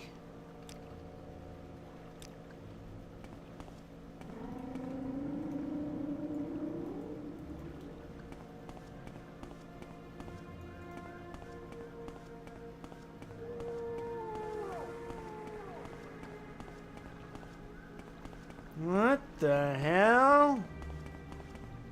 Freaky little fella. Ah, the beautiful night skies of Morrowind. Have you ever seen such a grand, unpolluted sky in your life? Actually, this reminds me. I wanted to bring up something that I recently saw about Vegas. Well, it should be pretty self-evident, but I had the chance to see this for myself the other night. I don't think there is such thing as darkness in the Strip. At least literally speaking. Because I looked over from the other side of my apartment and I could see just the fucking sphere has illuminated the entire strip. It is all like whatever color the sphere decides to be that time. When I looked at it the other night, it was like semi-medium blue.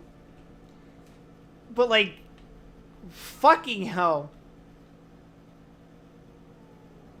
Sedanine. South of Peligad. So this is the fork, I'm pretty sure. Okay, if you go southwest, that'd be Vivek. If you go southeast, that'd be Sedanine. So, and if Peligad is this way, no, that's Ebonheart. Whoops. Me no read signpost very good.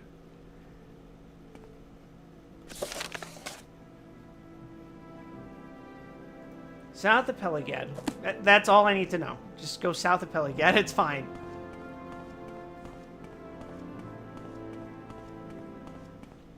Dios mío. Ratón.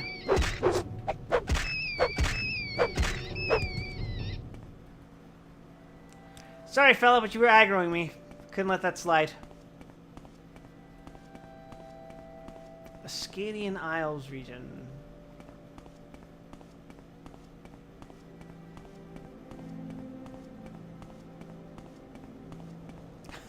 I was really looking at this like, what is that? And it's just fucking grass. My athletic skill increased to 37. Whoop-de-doo. What the oh, wait. I've already seen those.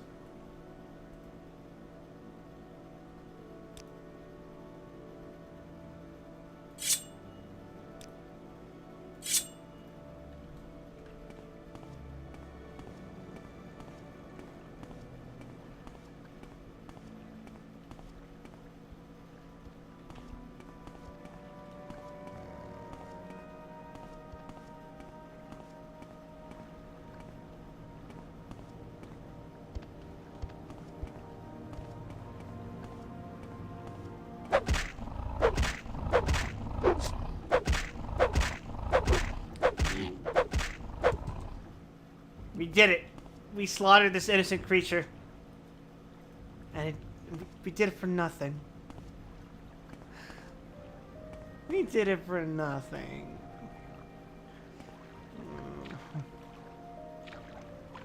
That doesn't feel right.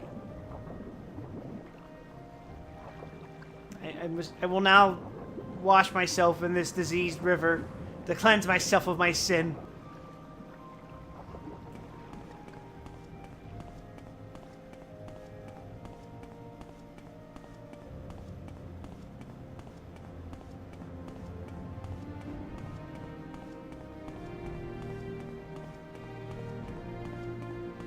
I have already lost the plot. Where map? Where signpost?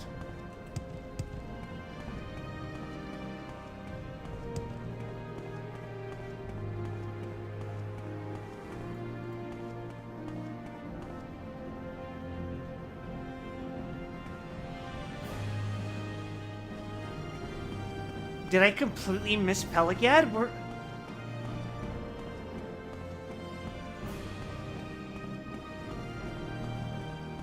Oh.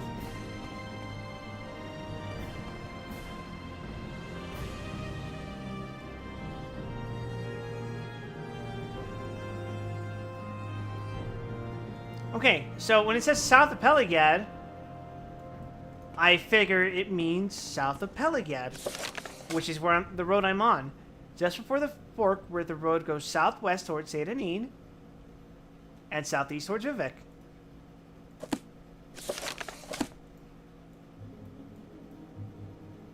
So, is this the right place? Was I supposed to be swimming there?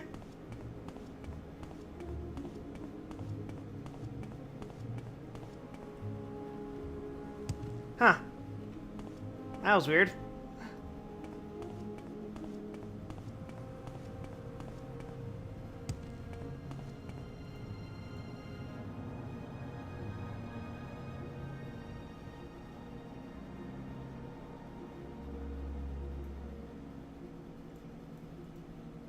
Maybe it is here?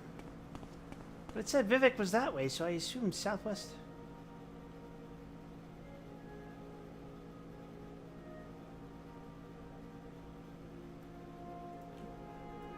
Am I overreading these directions? Just off the road, just before the fork where the road goes southeast towards Saint Denis.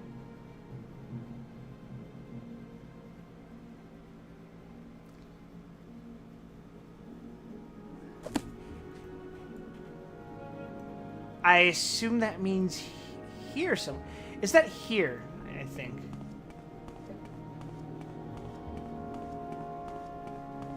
A quintessential part of the Morrowind experience is apparently getting really fucking. Oh, it's here.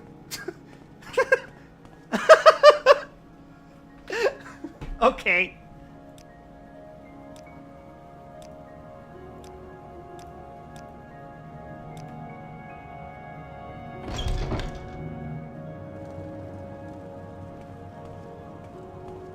Well, conveniently, I'm pretty sure I killed at least one person down here. I don't remember doing this. This might not have been me, actually.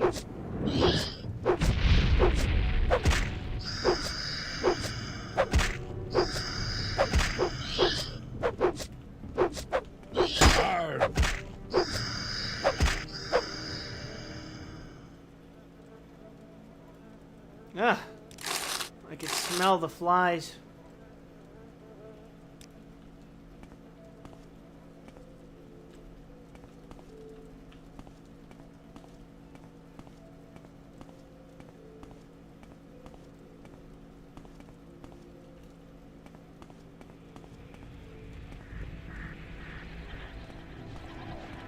I hear some fucked up shit in that room.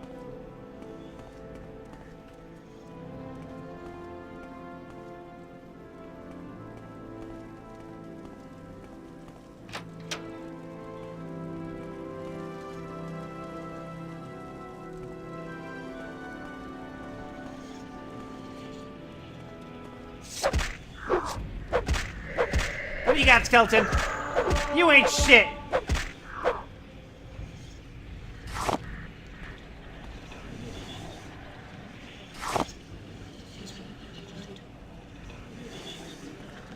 What the fuck are their voices? It's something you're not used to. Ah.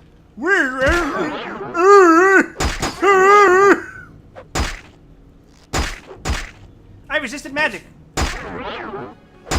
Oh, oh, oh.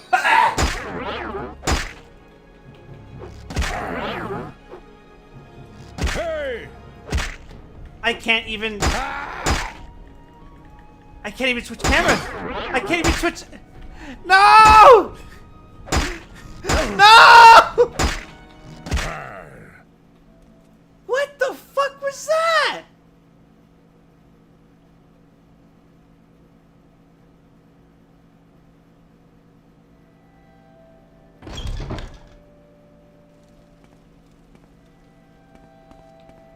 Pieces of shit.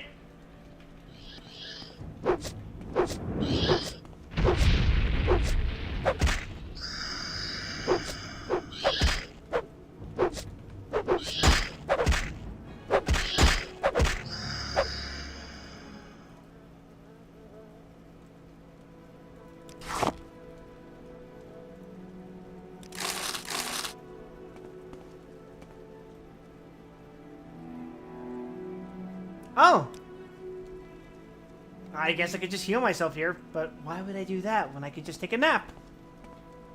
Or I guess it's there to cure my disease. I guess that counts.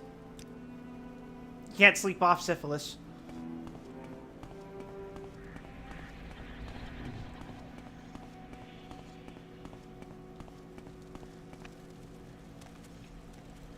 No mercy for skeletons!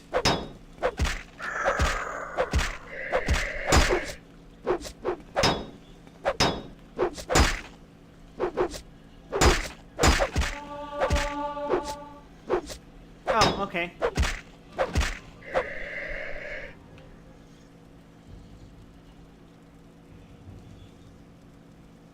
Yeah, I'm not gonna Bye. I'm not gonna steal that shield.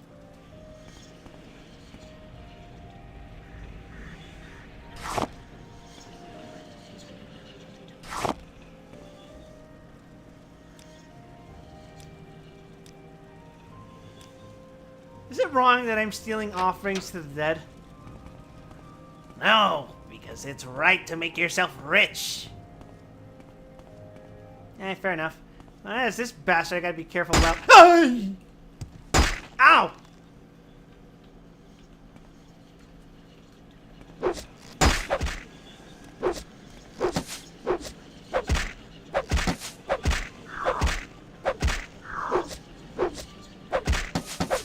Not so effective now, are you, Mr. Bowman?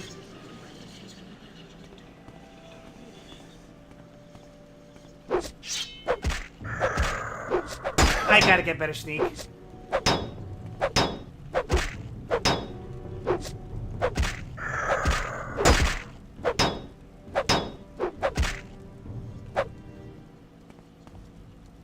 What's in here? An armorer's hammer. Repair drawings. A Nordic battle axe. How very cute.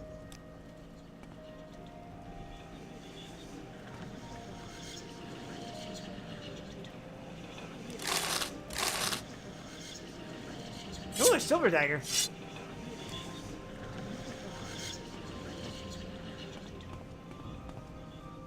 I'm getting some bad mojo out of this place. I don't think I like it.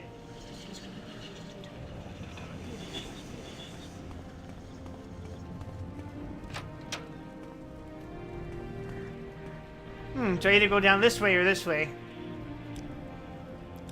Not a particular fan of both options, but oh well.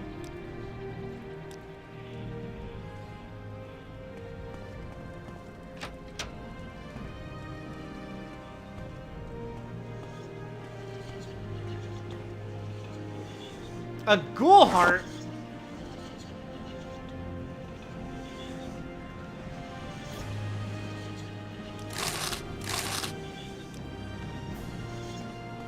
This triumphant music really kind of downplays the shit I'm doing, actually.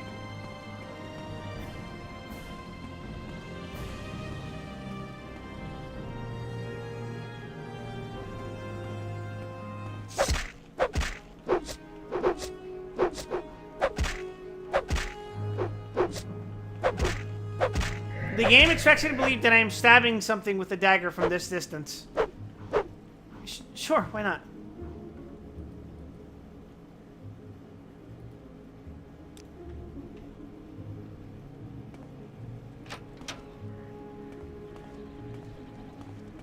Alright, just for all the fucked up shit is happening.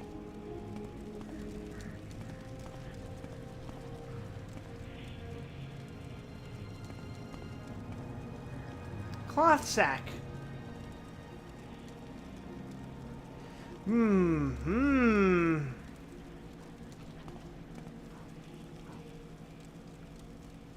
Homilies of Blessed Amalexia.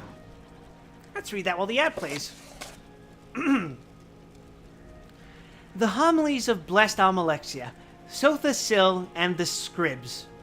Young Sothasil, while playing in the egg mines, saw a number of scribs in a deep shaft, and he began to cast stones upon them, snickering as they skittered and scattered, until one of the scribs, lifting its head up in agony, cried out to Sothasil, "Please, please have mercy, little boy, for what is sport to you is suffering and death to us."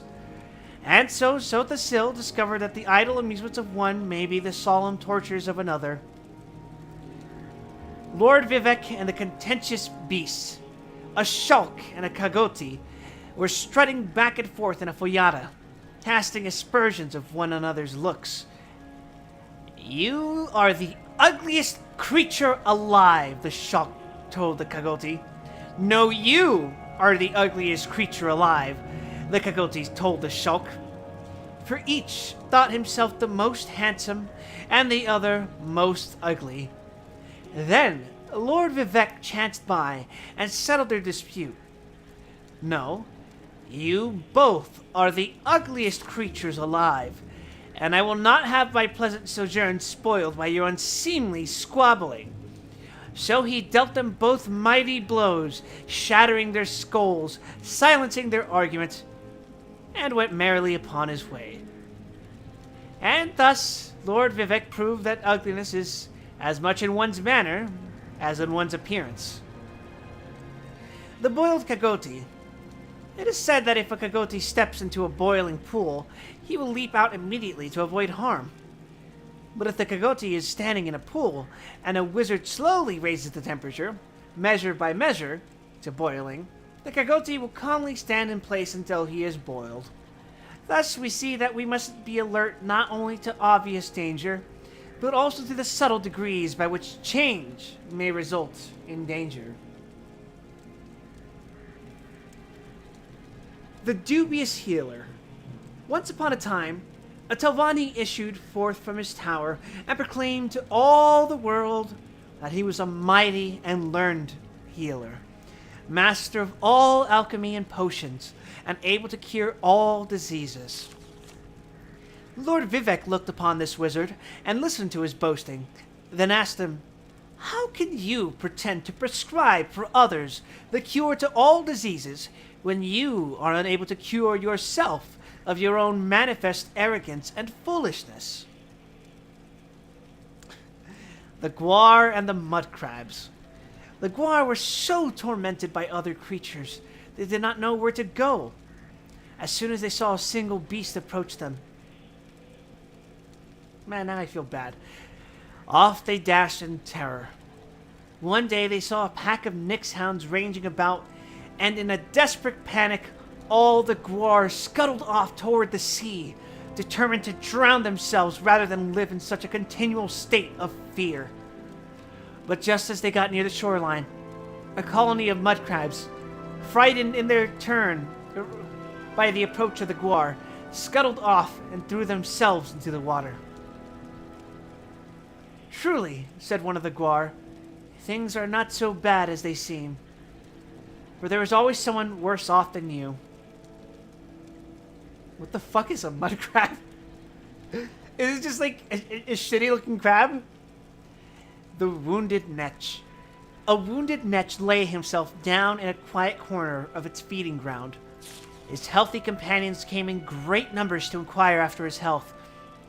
Yet each one helped himself to a share of the fodder which had been placed there for his use, so that the poor Netch died not from his wounds, but from the greed and carelessness of his erstwhile friends. And so it is clear that thoughtless companions may bring more harm than help.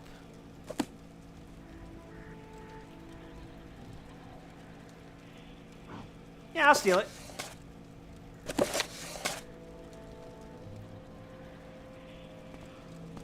What are the gods gonna do? Kill me?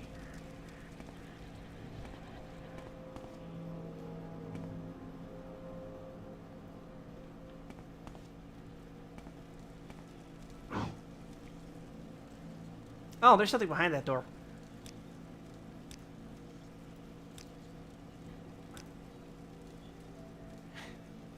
If God has a problem against me stealing, how about he comes down here and fight me himself? Oh, I don't like that.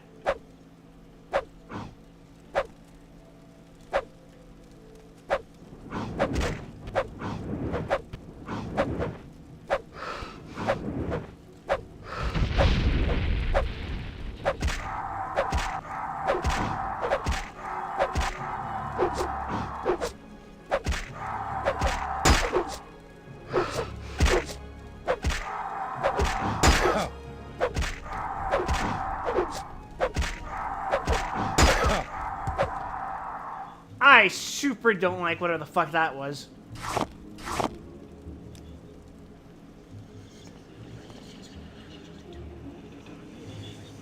Dagger of Judgment.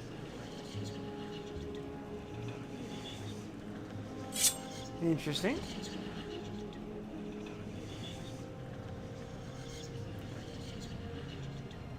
Native Gajulan Native Gajulan Bone Mold Helm.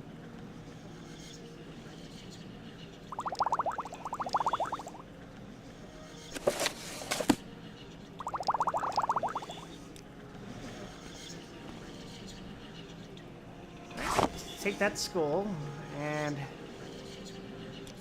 get out of this crazy place, I guess. I gained knowledge from this book. My unarmored skill increased 15. The 36 Lessons of Vivek, Sermon 15. These were the days of Rastania, when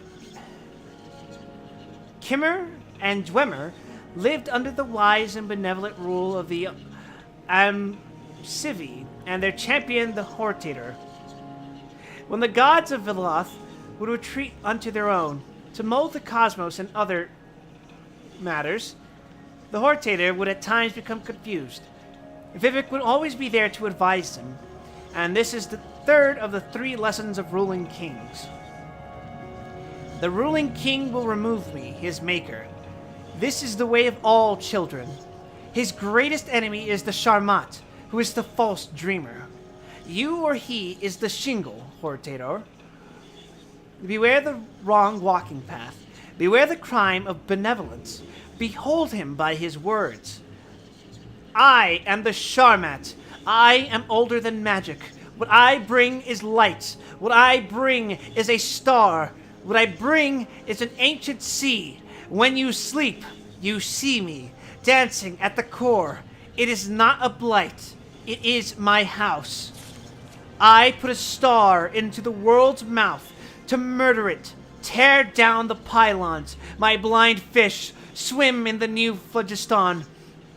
Tear down the pylons. My deaf moons sing and burn and orbit me. I am older than music. What I bring is light. What I bring is a star. What I bring is an ancient sea. You alone, though you come again and again, can unmake him. Whether I allow it is within my wisdom. Go unarmed into his den with these words of power. I Gartok Badome Kim I Altadun. Or do not. The temporal myth is man. Reach heaven by violence. This magic I give to you. The world you rule is only an intermittent hope, and you must be the letter written in uncertainty. The ending of the words is Civi. What the hell was that?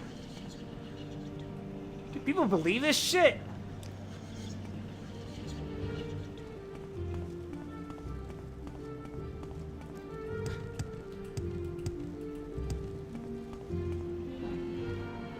Well, I guess it would be unfair of me to say that that verse sounded like it was written by someone on fucking hallucinogens.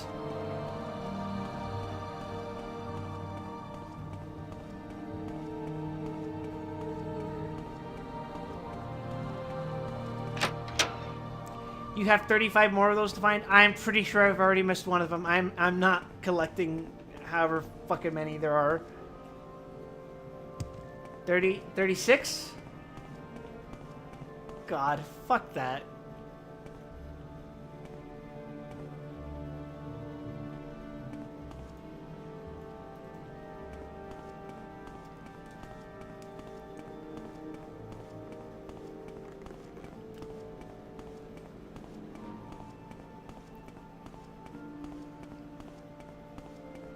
Graham, do you have any idea how bad I am at collecting collectibles? Pretty fucking bad. It's not gonna happen.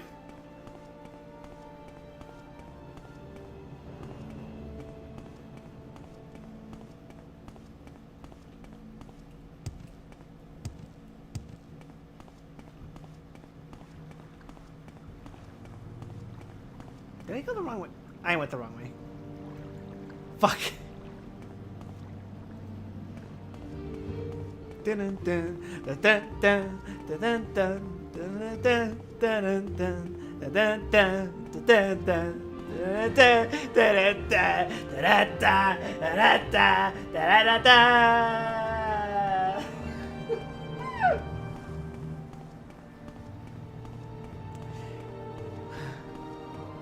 Hey, but at least I'm not resubscribing to Final Fantasy XIV, right?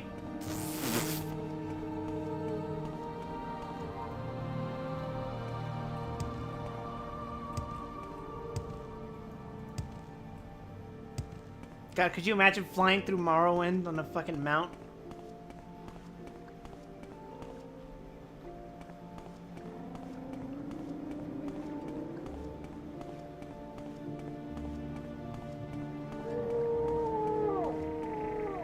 Hey, can you take me back to, Almora? Yeah, thank you very much. Where would you like to go? Nowhere.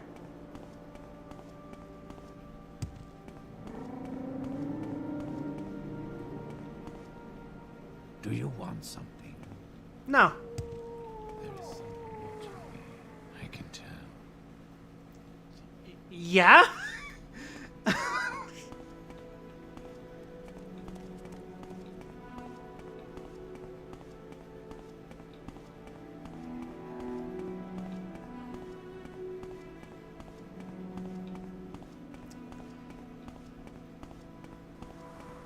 It is kind of scary to me how much this game reminds me of Final Fantasy II, right down to the use of keywords to communicate with NPCs.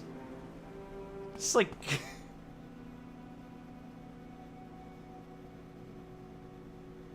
I half expected to walk up to someone going like, Wild Rose. And then you get responded to like, Rebel Cur! Want to go away.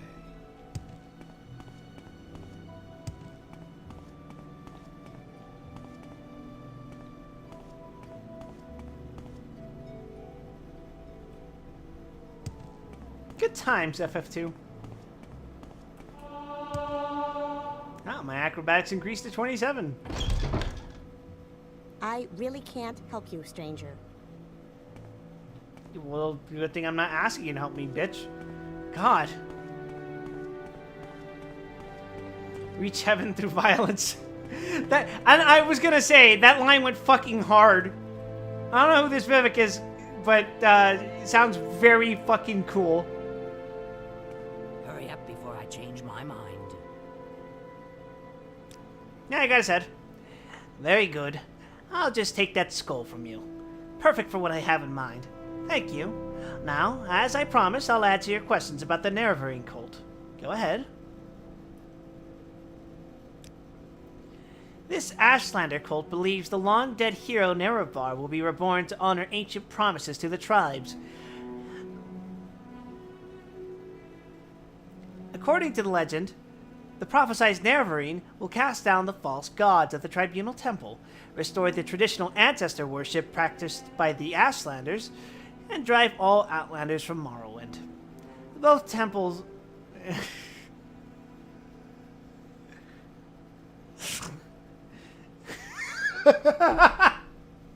Both Temple and Empire outlaw the cult, but it persists among the Ashlanders, who care little for Imperial or Temple law. I wonder why. It's almost as if being xenophobic and hating foreigners is ingrained into the religion. Here, take this copy of my notes on the topic for Caius. You want to trade me?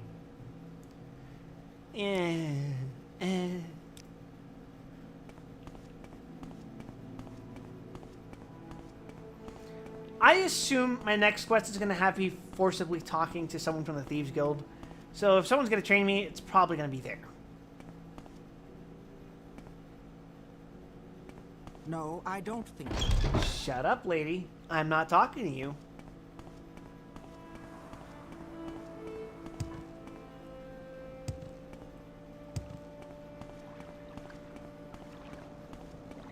Do I get any experience for just turning in the quests themselves?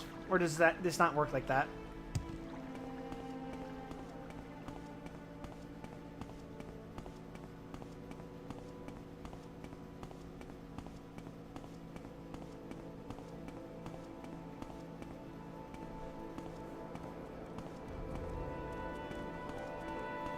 Fair enough. I figured it wouldn't. I figured it doesn't. I'm listening. I might as well ask. Here are my orders. And these are Sharn's notes on the Nervarin cult. Excellent. I'm promoting you to Blade's apprentice, Wild. I'd like some time to think how this fits in with the Emperor's plans for you. So if you'd like to get in a little freelance adventuring, go ahead. But whenever you're ready, I'll have new orders for you. Blade's apprentice? I'm promoting you to apprentice rank effective immediately. And here's a little present. 2 spell scrolls. The divine intervention will recall you to the nearest imperial shrine, and the Almcivi intervention will recall you to the nearest temple. They come in handy for a quick getaway. No, Wild. No thanks needed. You're doing great work. Now get out of here and let me read. What are your orders for me? I've thought it over, and I want you to interview 3 informants in Vivek City concerning the Nervarin and the 6th House. First, I want you to speak with... What the hell is that name? Adhiranir, a Khajiit's Thieves Guild operative. I see. Second, I want you to speak with Huliva, an Argonian in the Morag Tong. Finally, I want you to speak with Mera Milo, a temple priestess. Here, I've written the details down so you won't forget. And here are 200 drakes for bribes and other expenses. Alright, boys. I guess we're gonna meet Vivek. Or... Vivek the town named after Vivek the person? I don't know how to find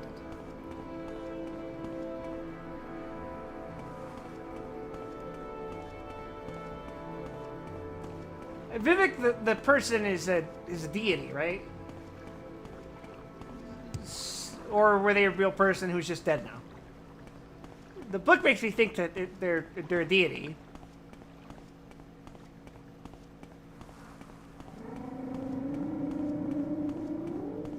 Are they the same thing as one of those the divines? We make a special trip just for you. Same Or are they road like ride. a Morrowind local god?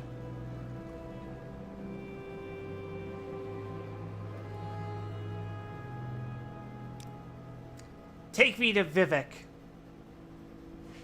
Why walk when you can ride?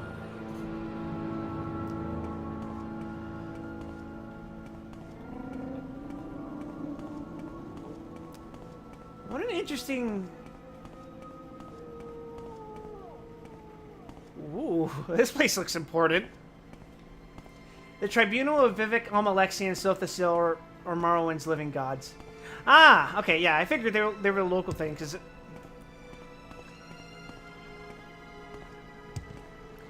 Because they seem different from what the Imperials talk about. Vaguely. Nice hat. I want it. Say what you want or go away. I'm Deva Serrano, the gondolier. Where is your destination? I can also help with local information. Do you need services? Are you looking for some specific place? Or someone in particular?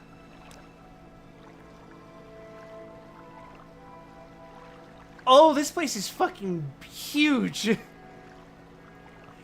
Arena, huh?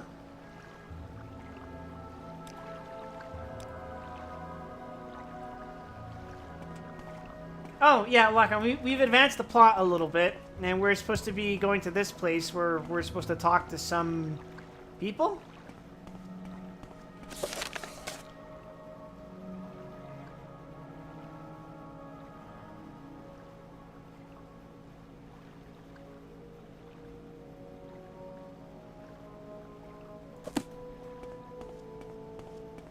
Probably slipped your mind, but someone did tell you that Vivek is a city...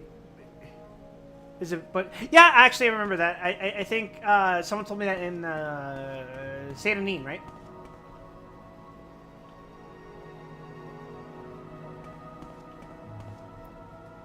So is this like the city in Morrowind?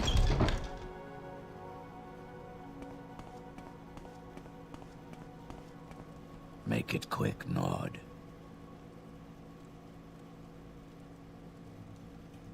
This is Vivek, Pilgrim. It's big. Can't you find your way around the cantons?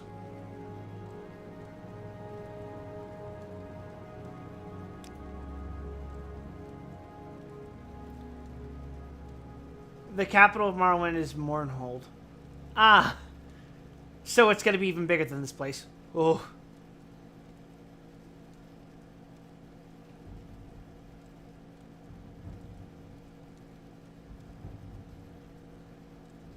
The St. Olms Canton?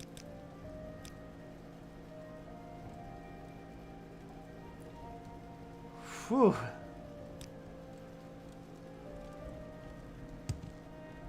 This is kind of overwhelming, actually. There's someone watching me. I can tell. Oh, can you now?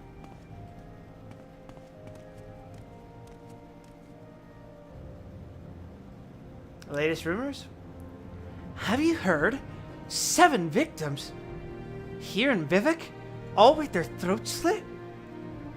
When it was just a few Outlanders killed, the Ordinators weren't making much fuss. But now that they've had 2 of their own people with slit throats, they seem very concerned at the Hall of Justice. I've heard that the Office of the Watch is quietly looking around for some more special help. Anything that can kill 2 Ordinators before they can draw their weapons sounds like it will need special help.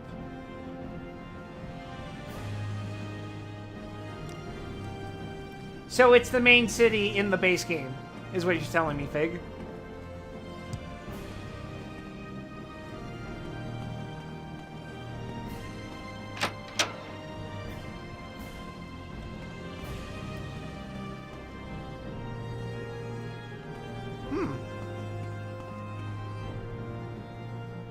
Speak now or leave now. What do you have for me? Oh, can I sell you glass? Oh, you're fucking broke. Never mind, I'm not gonna sell you glass.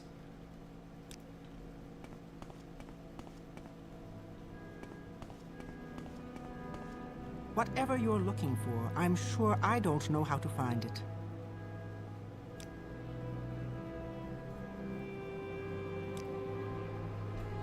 They don't carry much gold on them. Which, I guess, kind of makes sense in a way. What, stranger? Barter? Eh.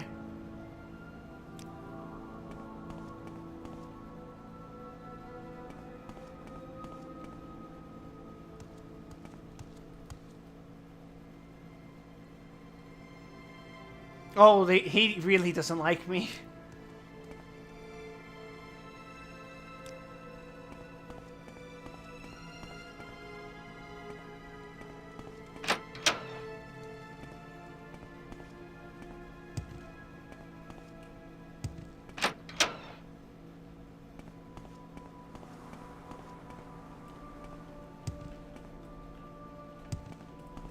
Oh, this is why they won't let you jump very high.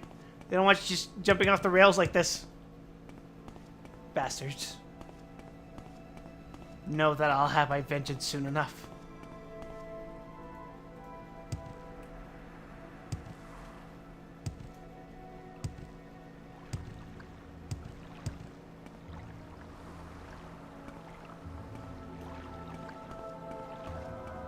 Alright, I have to check it out. I want to see what's in the arena.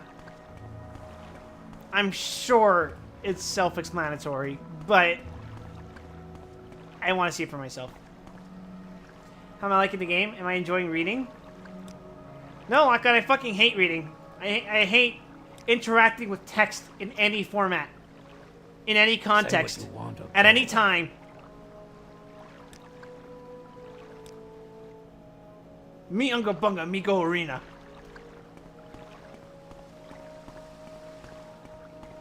The unga bunga Nord that decided to spec into thievery?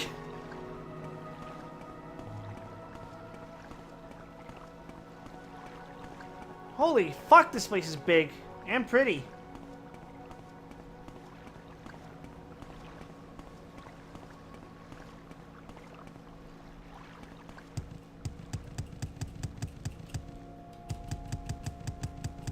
This is how I just walk up any pair of stairs. Pair of stairs? It's a flight of stairs. My brain don't work no good no more.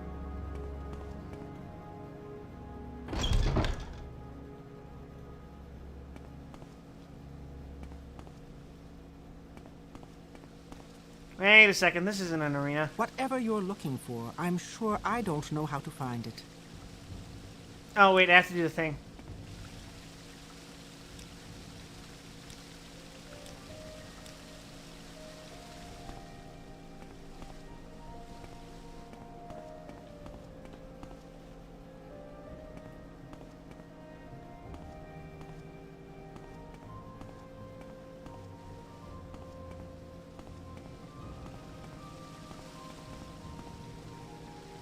Ah shit, this ruins my plans.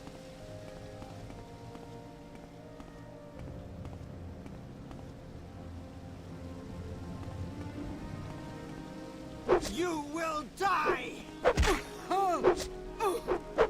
Now you die! You violated the law, Wild. Pay the court 40 gold and surrender your stolen goods, or surrender your stolen goods and serve your sentence of hard labor. Deliver the gold immediately or come with me. No. You will pay with your blood. I'd like to see you try.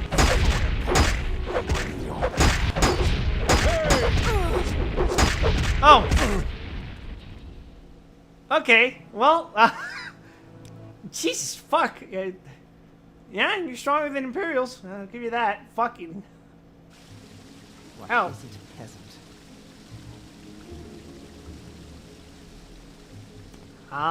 I'll learn my place for today. I suppose you're looking for a tap. I'm sure I can't help you. Train me. Ooh, what if I train mercantile or speechcraft or athletics?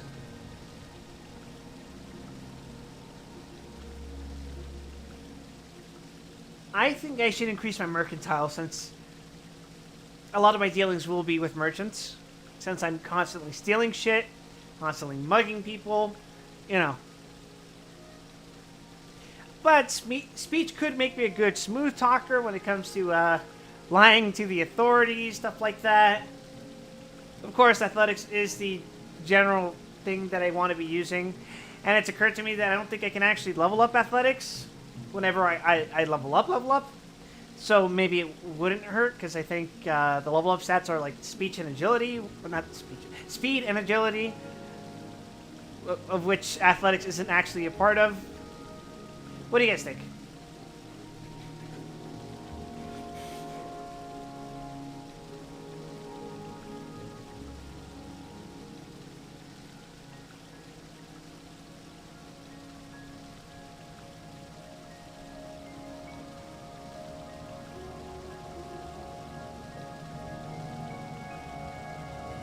Yes?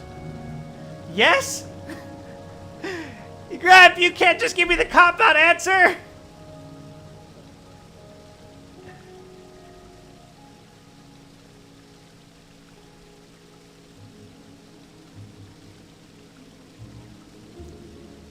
For me, it's not about buying stuff from the shops, it's about making the most money off of the stuff that I find and sell.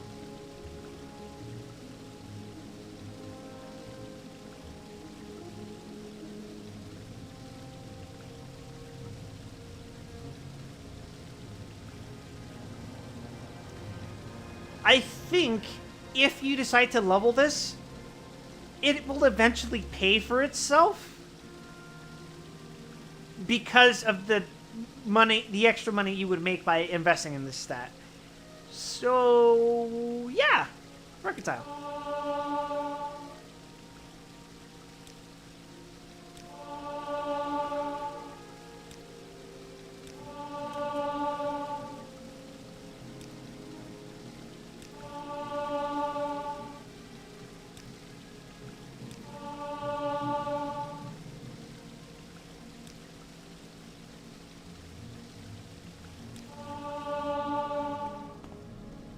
that seems like enough for now.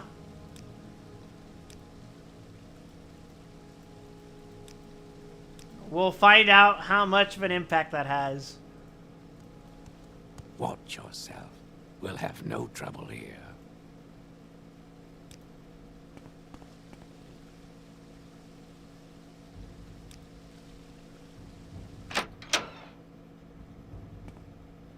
If you're here for trouble, watch yourself. We'll have no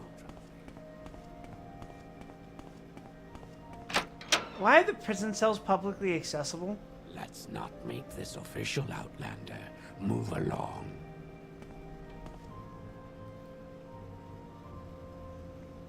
Oh, can you train me? Faction members only, Nord. Oh, okay, goodbye. Duties? The son of a Hlalu noble has slandered House Redoran. Find Merrill Hlano in Balmora and demand that he withdraw the slander. Oh, what?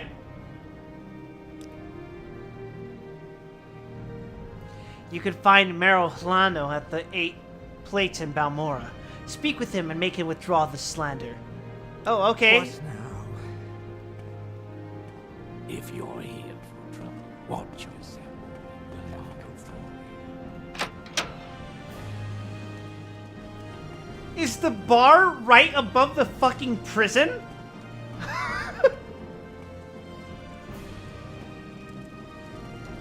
You talk too much, Outlander.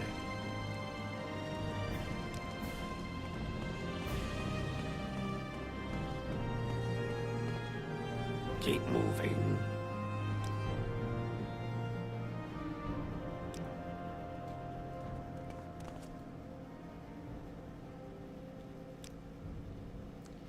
The arena compound lies between the Redoran compound on the west and the Telvanni compound on the east.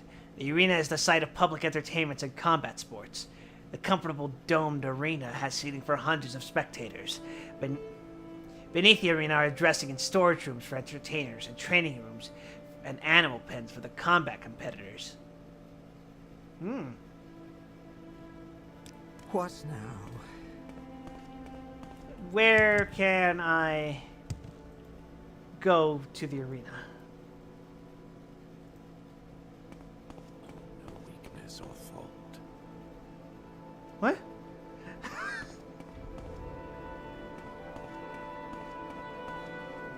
Do you want something?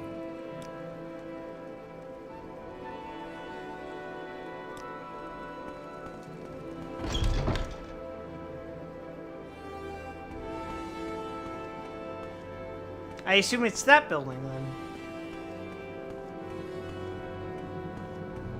Wait. They're all domed.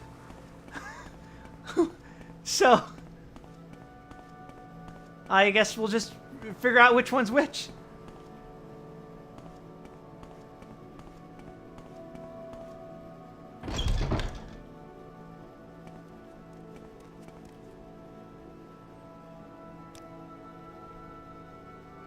Oh. I went the wrong way. Fool that I am.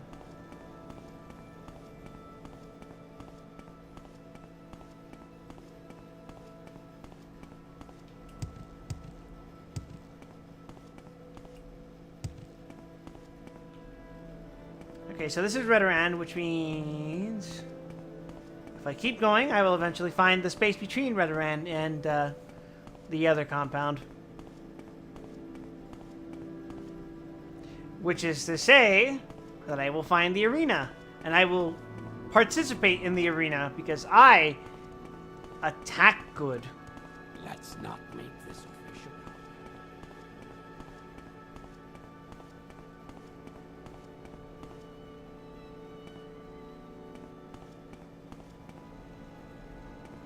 Alright, where's this? There we are, arena pit. Woo! Can I participate? I want to participate.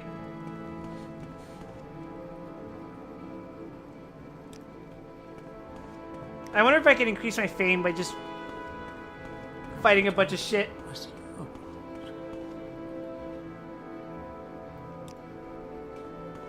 Hurry up before I change my mind.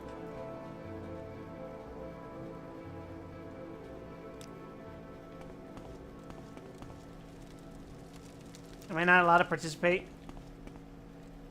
Man, no. If I just... Come on, I gotta find someone to talk to. Someone who will sponsor me.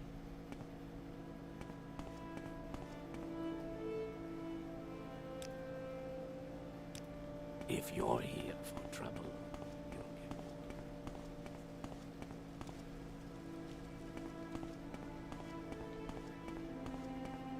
Who the hell can I talk to here?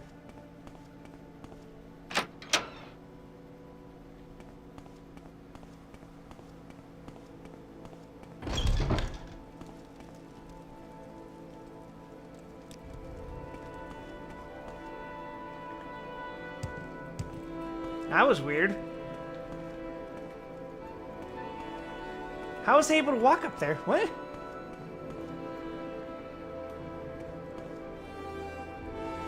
I swear, if you, like, picked up this cup, you would get reported for stealing this shit that was obviously left behind by drunken spectators who don't care.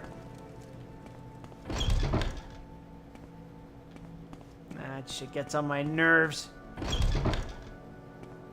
Alright, let's take the other route this time. watch yourself. We'll have no trouble.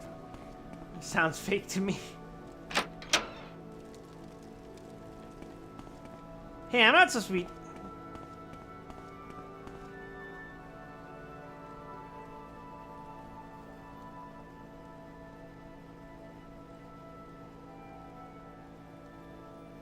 The government doesn't want you to know this, but you can just take the used cups in the arena.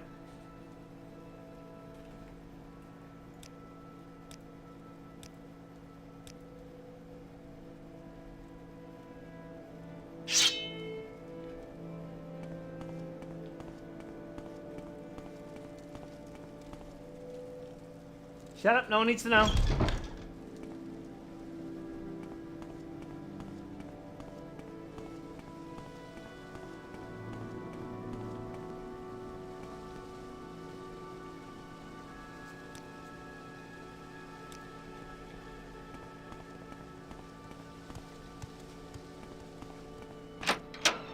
Arena holding cells.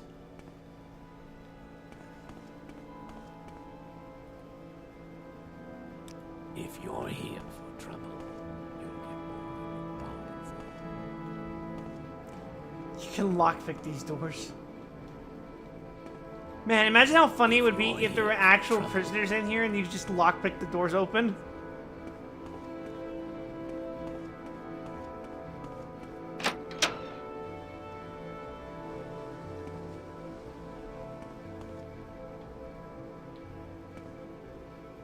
Arena Fighters Quarters. Surely this is where I can sign up. Say what you want or go away. Train me. Athletics or block?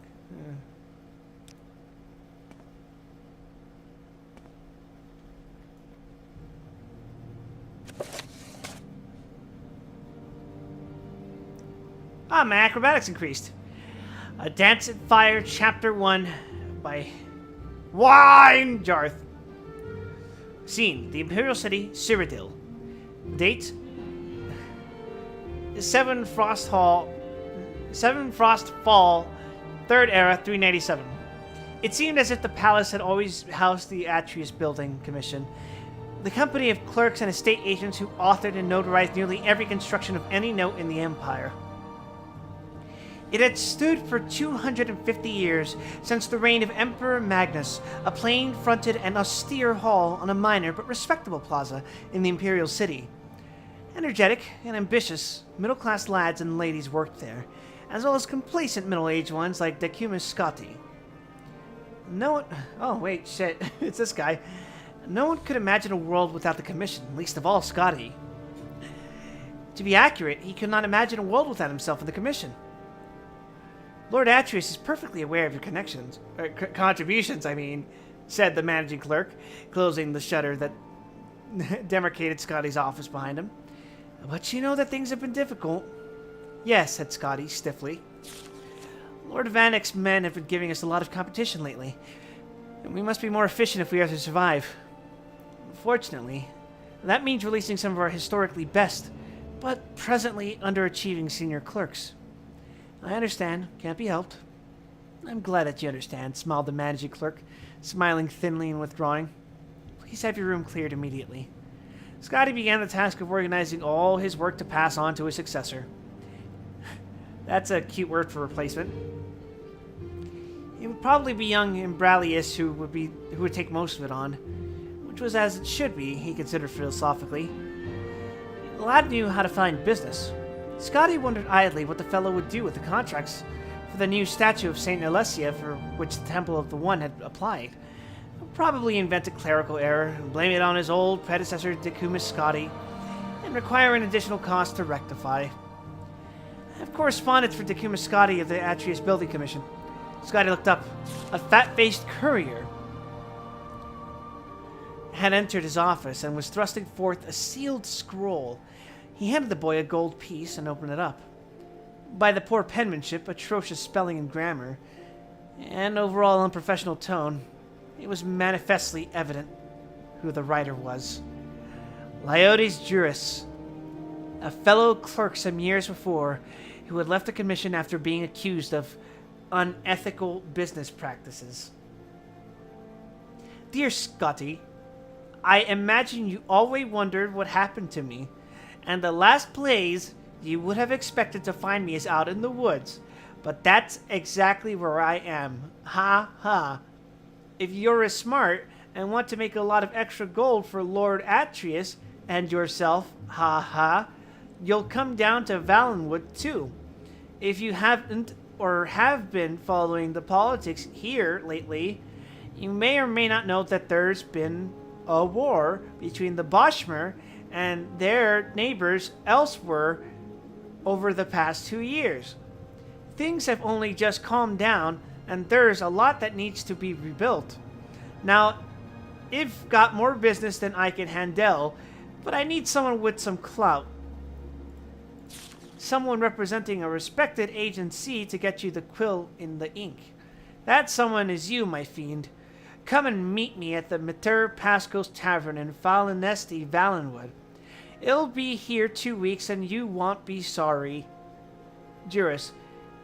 P.S. Bring a wagon load of timber if you can. What do you have there, Scotty? Asked the voice. Scotty started. It was Imbralius, his damnably handsome face peeking through the shutters, smiling in that way that melted the hearts of the stingiest of patrons and the roughest of stonemasons. Scotty shoved the letter in his jacket pocket. Personal correspondence, he sniffed. I'll be up here in just a moment. I don't want to hurry you, said Imbralius, grabbing a few sheets of blank contracts from Scotty's desk. I've just gone through a stack and the junior scribe hands are all cramping up, so I thought you wouldn't miss a few. The lad vanished. Scotty retrieved the letter and read it again. He thought about his life, something he rarely did. It seemed a sea of gray with a black insurmountable wall looming. There was only one narrow passage he could see in that wall. Quickly, before he had a moment to reconsider it, he grabbed a dozen of the blank contracts with the shimmering gold leaf. Atreus Building Commission by appointment of His Imperial Majesty, and hid them in the satchel with his personal effects. The next day, he began his adventure with a giddy lack of hesitation. He arranged for a seat in a caravan bound for Valenwood, the single escorted conveyance to the southeast leaving the Imperial City that week. He had scarcely hours to pack, but he remembered to purchase a wagon load of timber. It'll be extra gold to pay for a horse to pull that, frowned the convoy head. So I anticipated, smiled Scotty with his best Imbralius grin. 10 wagons in all set off to that afternoon through the familiar, idyllic countryside, past fields of wildflowers, gently rolling woodlands, friendly hamlets.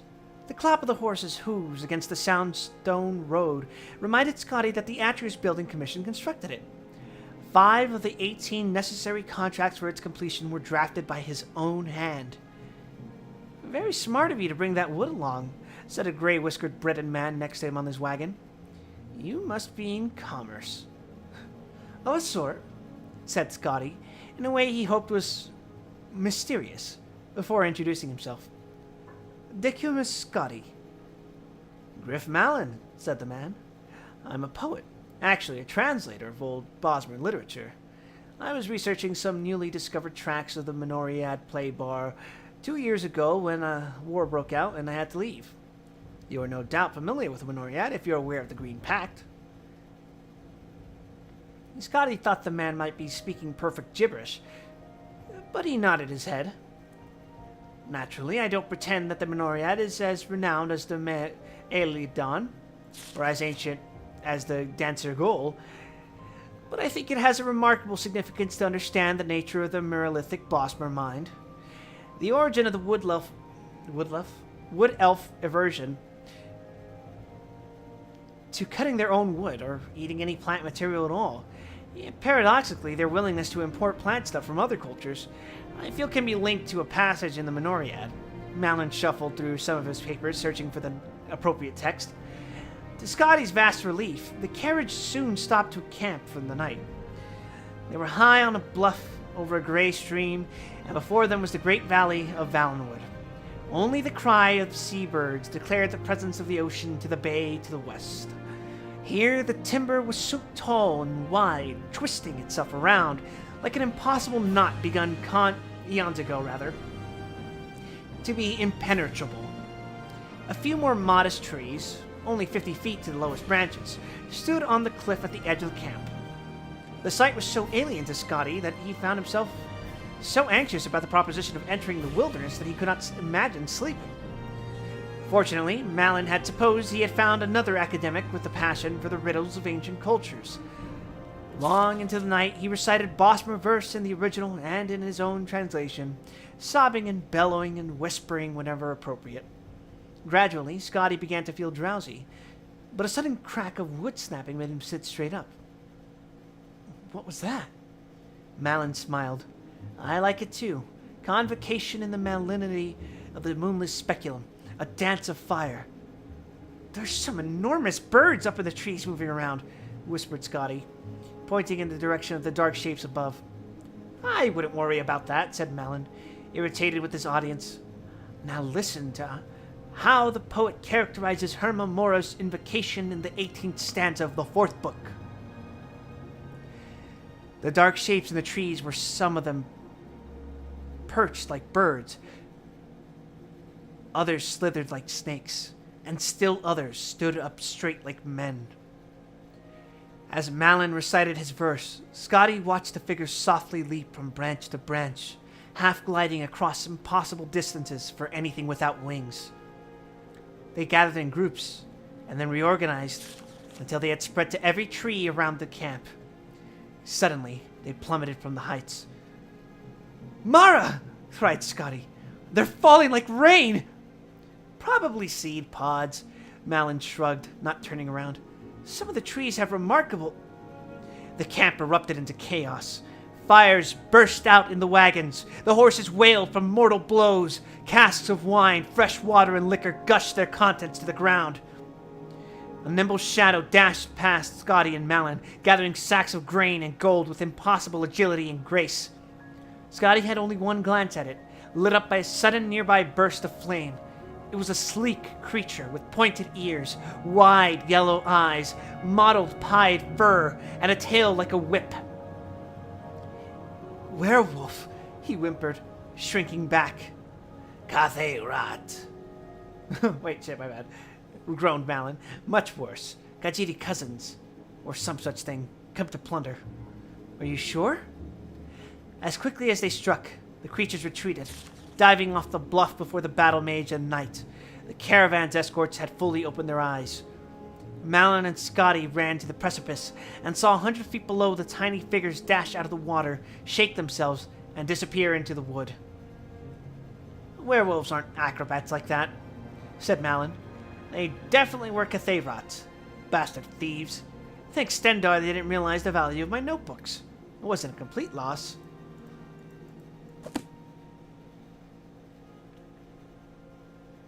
So, now I know the context of that other book I picked up.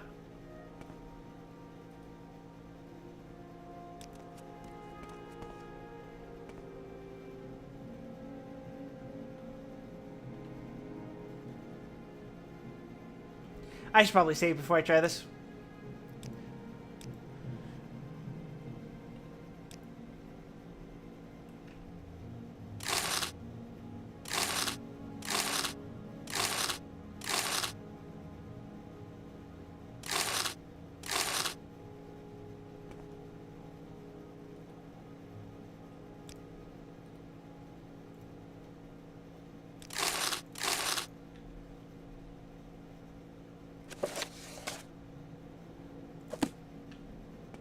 I can't pick up every fucking book. Hey, is that a lockpick? Oh, those are just repair dongs.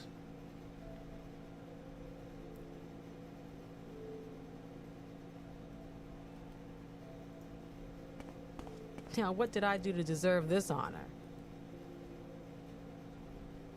Train me. I can increase my sneak!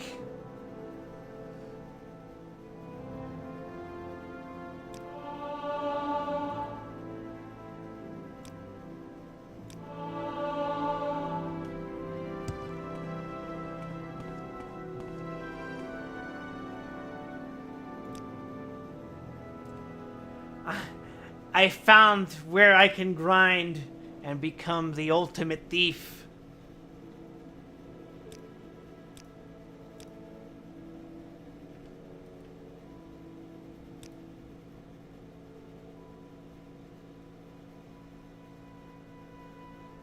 What the fuck?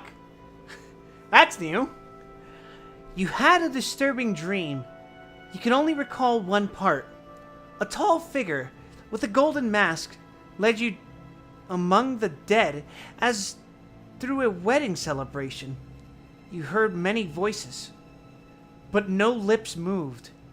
You strained to breathe, but your chest didn't move. The tall figure spoke with each figure as he passed among them, laughing and joking, as if they were alive, but they made no reply. You tried to cry out, but without breath, your tongue fluttered in vain. What the fuck?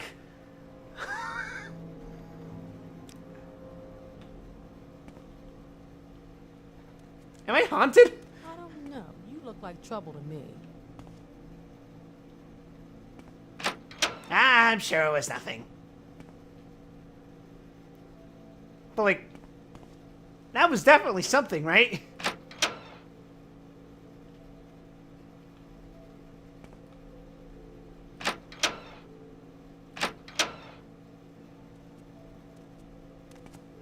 What outlander? Why do you disturb? Oh, it just circles around. I don't know. You Okay, who do I talk to about participating in these blood sports? Let's not make this official. Oh, wait, you're someone I'm supposed to talk to. Hey, what's the sixth house? The sixth house, the sleeping house, House Dagoth, the house of Lord Dagoth, the true house, the one house to welcome all true Dunmer, and drive the Enwa from our land. Take heed, Outlander. The day of reckoning is at hand. Take what you can, and leave our place, or when Lord Dagoth comes, this will be no place for you. Wait, so, like, how would she react Sure if there's I was someone else you can bother? if I was a Dunmer? Or, whatever, sorry. Dunmer's the right race, right? Already tell I'm not going to like this.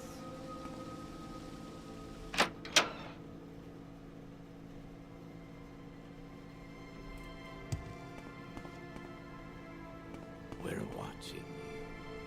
Scum. Identify yourself.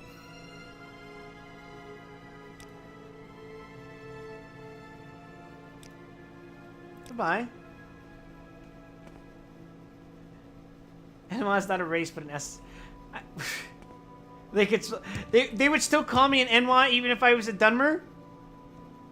That feels a little bit racist. Not a little bit. That feels substantially racist, actually.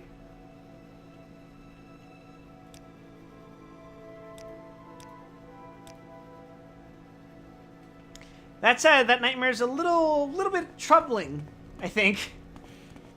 Keep moving. Not now, Outlander. What, Outlander? Why do you disturb me?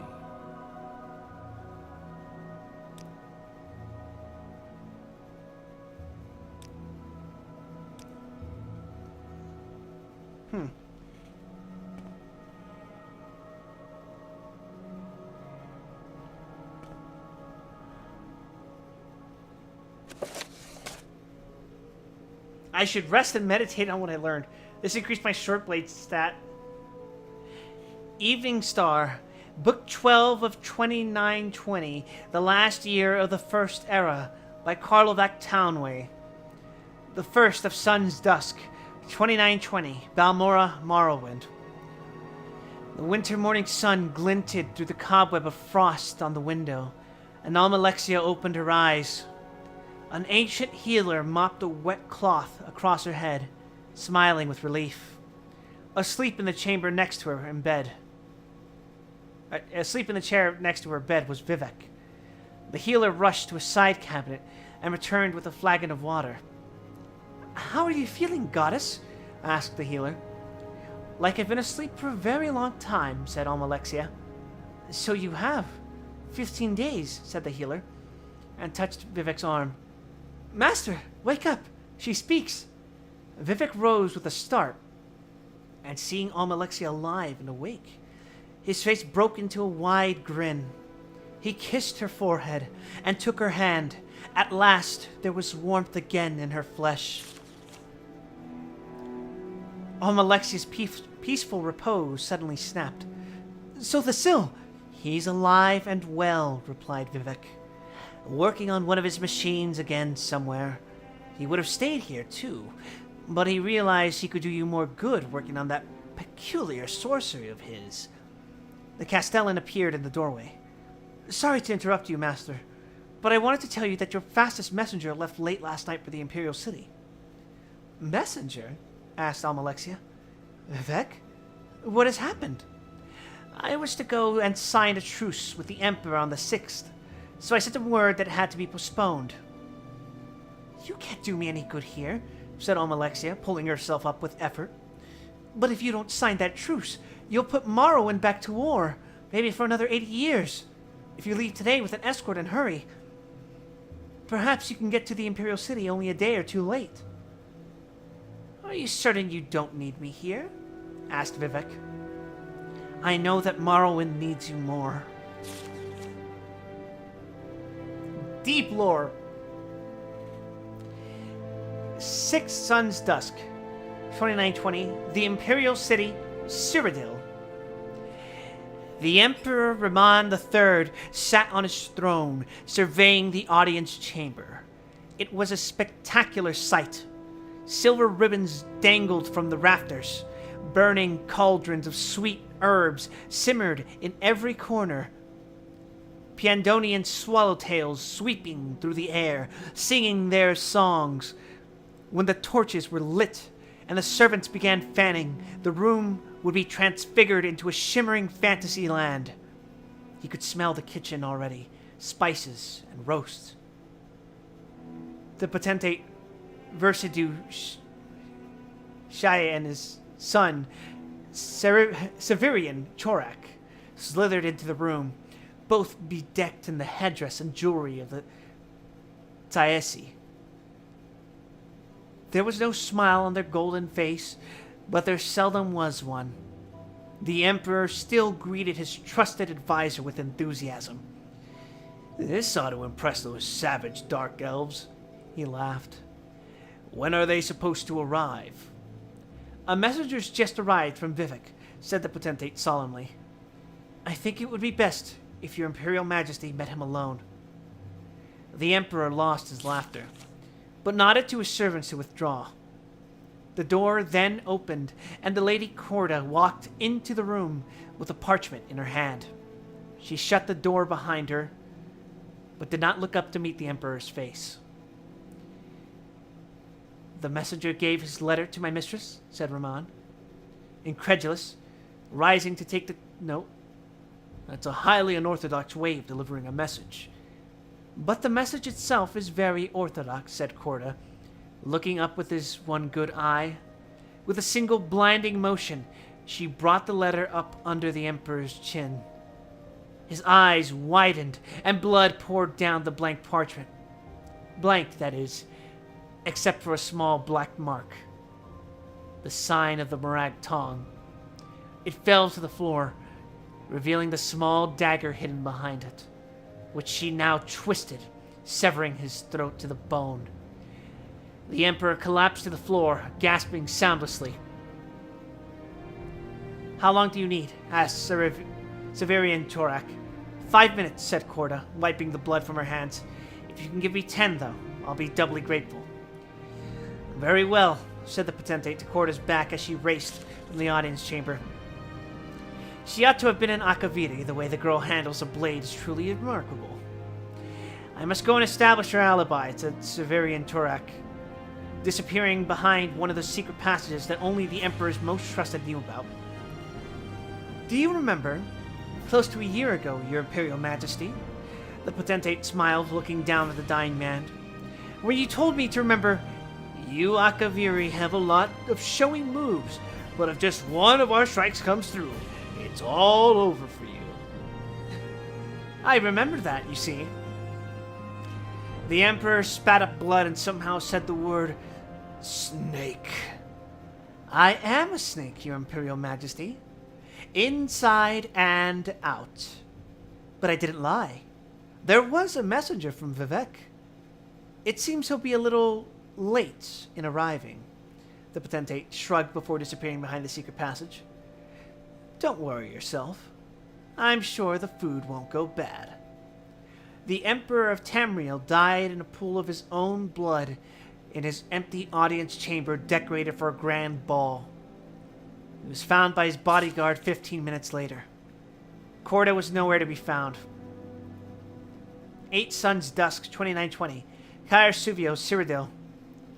Lord Glavius, apologizing profusely for the quality of the road through the forest, was the first emissary to greet Vivek and his escort as they arrived. A string of burning globes decorated the leafless trees surrounding the villa, bobbing in the gentle but frigid night breeze. From within, Vivek could smell the simple feast and a high, sad melody. It was a traditional Akaviri wintertide carol. Versidu Shaik greeted Vivek at the front door. "I'm glad you received the message before you got all the way to the city," said the Potentate, guiding his guest into the large, warm drawing room. "We are in a difficult transition time, and for the moment, it is best not to conduct our business at the capital." "There is no heir?" asked Vivek.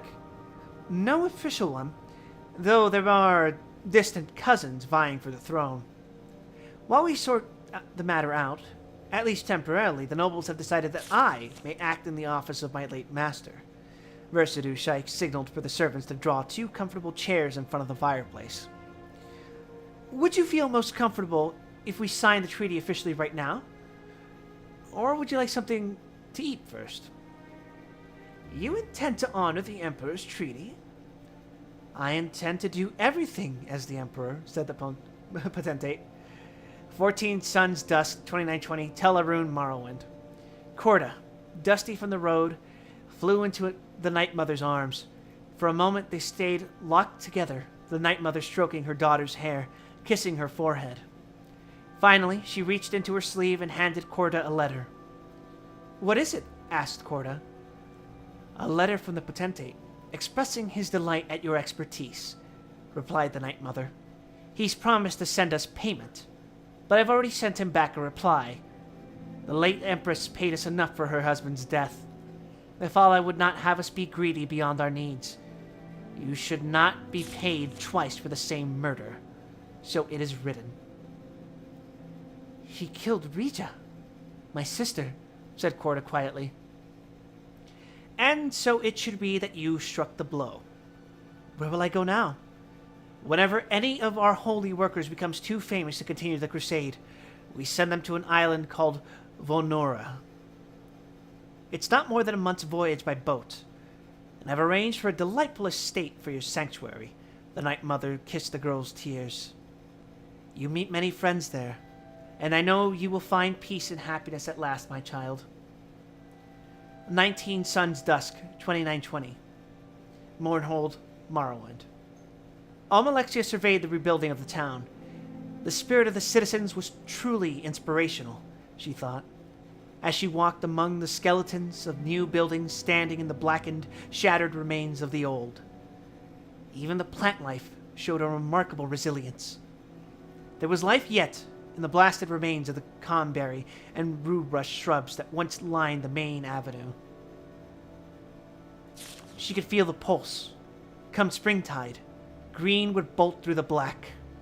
The Duke's heir, a lad of considerable intelligence and sturdy Dunmer courage, was coming down from the north to take his father's place. The land would do more than survive. It would strengthen and expand. She felt the future much more strongly than she saw the present. Of all the things she was most certain of, she knew that Mournhold was forever home to at least one goddess. 22 Suns Dusk 2920, the Imperial City, Cyrodiil. The Cyrodiil line is dead, announced the potentate to the crowd gathered beneath the speaker's balcony of Imperial Palace. But the Empire lives. The distant relatives of our beloved Emperor have been judged unworthy of the throne by the trusted nobility who advised His Imperial Majesty throughout his long and illustrious reign. It has been decided that as an impartial and faithful friend of Raman III, I will continue the responsibility of continuing on in his name. The Akaviri paused, allowing his words to echo and translate into the ears of the populace. They merely stared up at him in silence. The rain had washed through the streets of the city, but the sun, for a brief time, appeared to be offering a respite from the winter storms. I want to make it clear that I am not taking the title Emperor, he continued. I have been, and will continue to be, Potentate Versidu Shai, an alien welcomed kindly to your shores. It will be my duty to protect my adopted homeland, and I pledge to work tirelessly at this task until someone more worthy takes the burden from me. As my first act, I declare that in commemoration of this historical moment, beginning on the 1st of the morning star, we will enter year 1 of the Second Era, as time will be reckoned. Thus, we mourn the loss of our imperial family and look forward to the future. Only one man clapped at these words. King Drozel of the Senchal truly believed that this would be the finest thing to happen to Tamriel in history. Of course, he was quite mad. Also, hey Kinky, we did a lot actually. We finished the dungeon. We did a couple more quests, and now we're in Vivek. 31st Suns Dusk, 2920, Ebonheart, Morrowind. In the smoky catacombs beneath the city where Sothasil forged the future with his arcane clockwork apparatus, something unforeseen happened. An oily bubble seeped from a long, trusted gear and popped. Immediately, the wizard's attention was drawn to it and to the chain that the tiny action triggered. A pipe shifted, half an inch to the left. A tread skipped. A coil rewound itself and began spinning in a counter direction. A piston that had been thrusting left, right for millennia suddenly began shifting right, left. Nothing broke, but everything changed. It cannot be fixed now, said the sorcerer quietly. He looked up through a crick in the ceiling into the night sky. It was midnight. The Second Era, the Age of Chaos, had begun. It's not important. We finished the dungeon, by which I mean I found the box, which was right underneath the fucking entrance, because I'm a fucking idiot who can't read a map. Keep moving. If you're here for trouble, you'll get more than you bargained for. Right now, I'm just trying to find the arena. Like, where I want to participate. Not now, Outlander. Head on.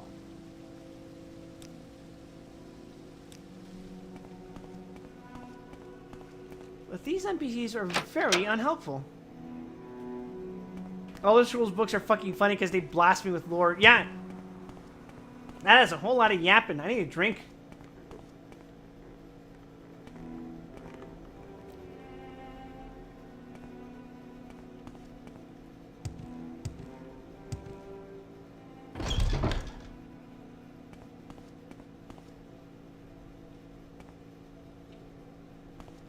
I can't participate in the arena. That's bullshit. I want to do blood sports. Damn. Well, I guess we might as well do our objective.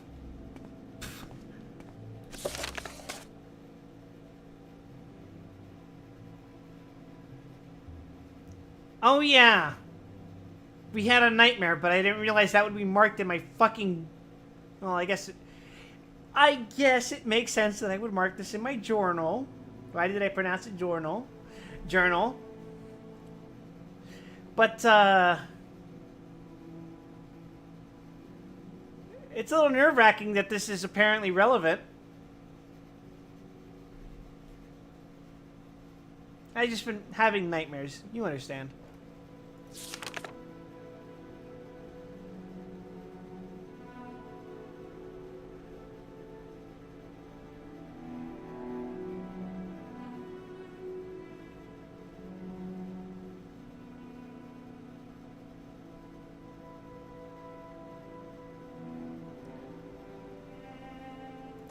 I gotta go talk to one of them Silk Strider buddies. He's been pronouncing things oddly ever since he had that terrible nightmare. Ah, I see. Inflicted psychic damage. If you're here for trouble, you'll get more. Oh!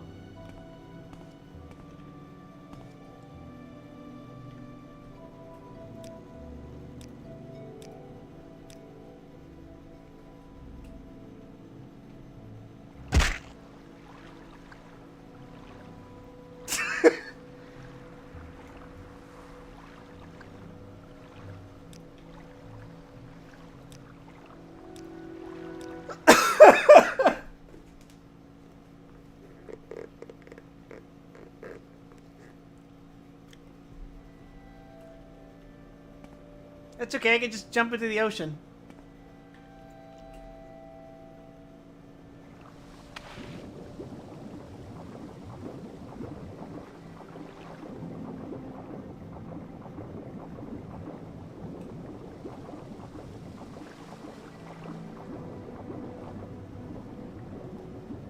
Huh.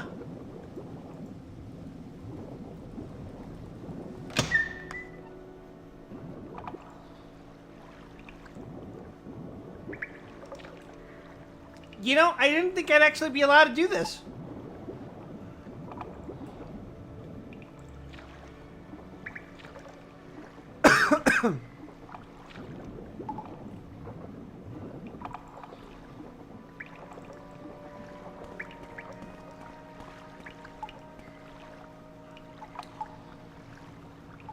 Frankly speaking, though, I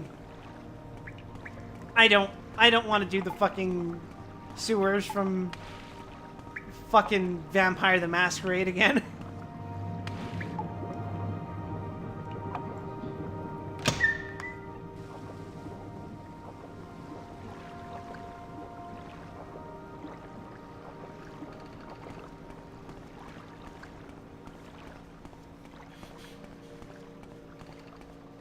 Do you want something? No, I just swam out of the fucking ocean past you for nothing. Now then.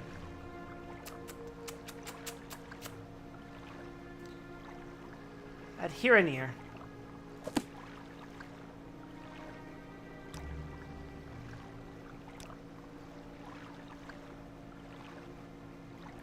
Where the fuck is that?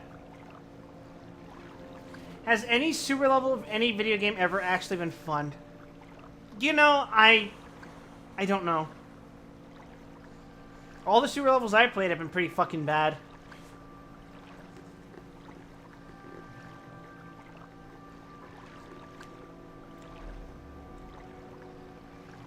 Does Castlevania have any sewer levels? I think it does, right? It's gotta have like one.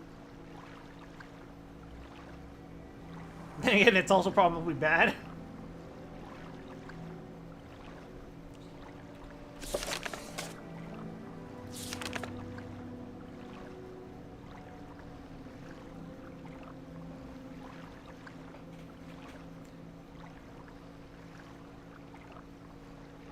I'm just now remembering Circle the Moon. I'm just gonna say that one's fucking shit.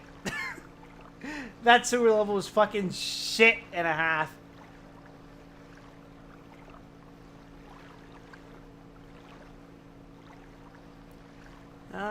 Okay. St. Olms, Leah, Foreign Quarter.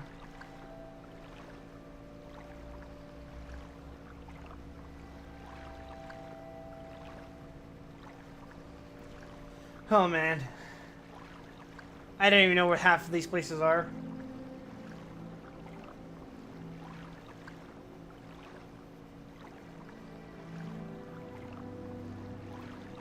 Oh wait, St. Olms is the place I'm supposed to go to.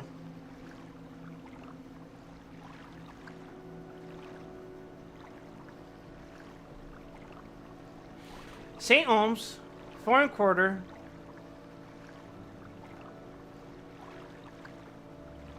Temple Compound.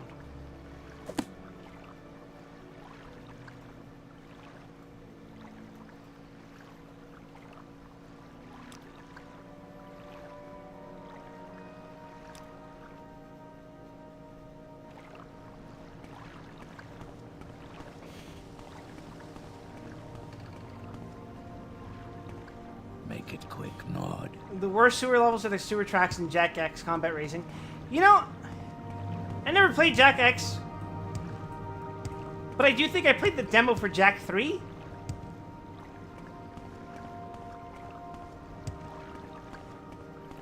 I don't remember how I played the demo for Jack 3.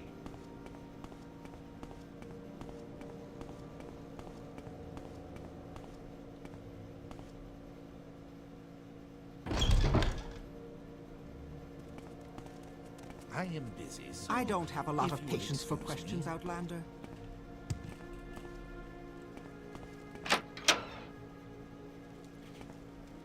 Let's see. Foreign. I have to talk to Leah and Argonian at the Black Shock Corner Club. No, I don't think so. Come on. I We're haven't got all day, watching you know. you. Scum. Call me scum. You're scum! Why can't I jump on you? What's wrong with you? Why are you an interactable physics object? Stay out of trouble and you won't get hurt. Wait, you're all like this? Holy shit.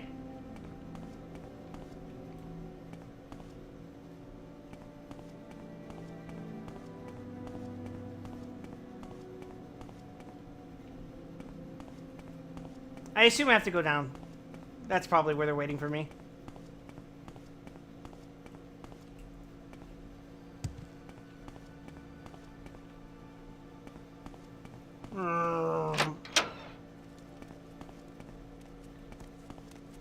I am busy, so What is it, if you will peasant? excuse me. Don't mind the casual Dark Brotherhood assassin just walking around.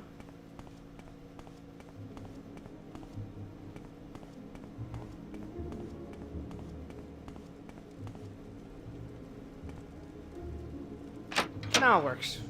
That's a start. That'll take me somewhere. Probably, hopefully, maybe.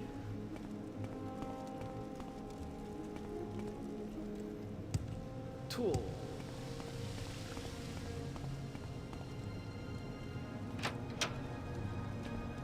What? This isn't anything. Who are you? Come on, I haven't got all day, you know. Train me. Oh, ill. Barter. Oh, you sell potions. I can't do business with you! I mean, I could, but what if I need those potions? I know I definitely don't need heavy armor. What if I need those potions? Ah, yes, the tomb. That's definitely where I'm supposed to be. Ah, what the?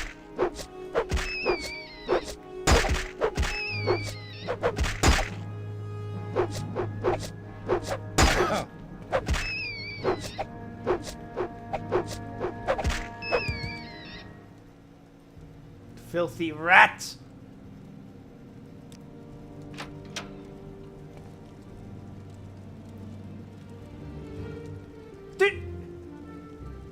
There's just straight up, but I'm dead! In the building!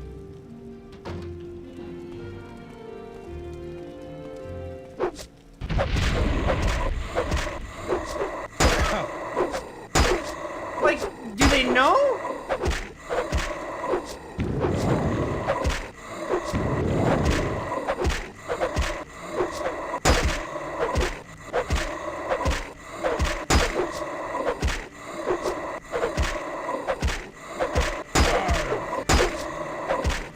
Arr. Oh yeah.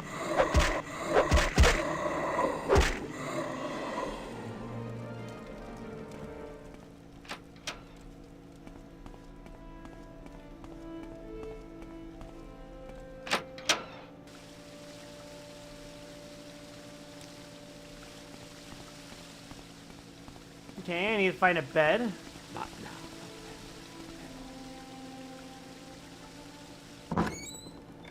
Ah, yes, the underworks.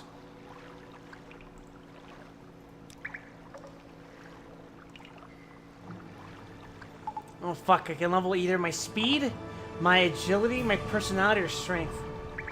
What do you guys think? I could level personality.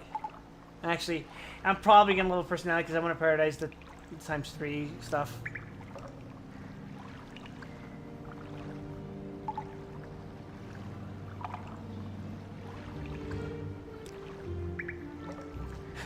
Being smart doesn't hurt, and a little luck now and then is nice. But the key is patience and hard work, and when it pays off, it's sweet.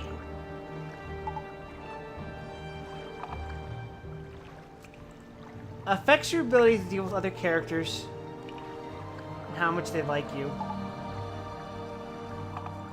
You have to be a little like to be able to do business with people, right?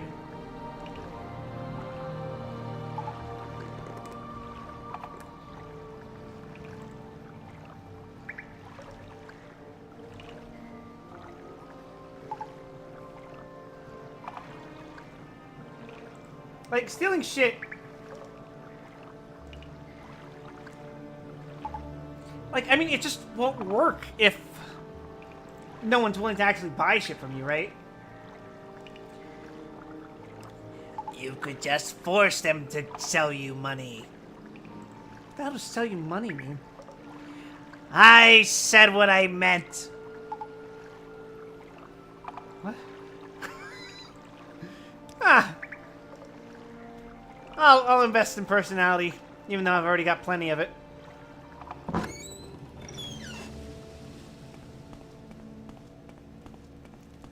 Oh, vagrancy is illegal? Just sleep in the fucking sewers. Clearly, that's the solution. If you're here for trouble, you'll get more than you bargain for.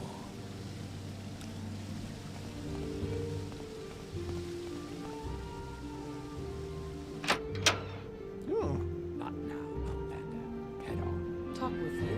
Something tells me I might regret it. Barter? Ooh, I can sell you things.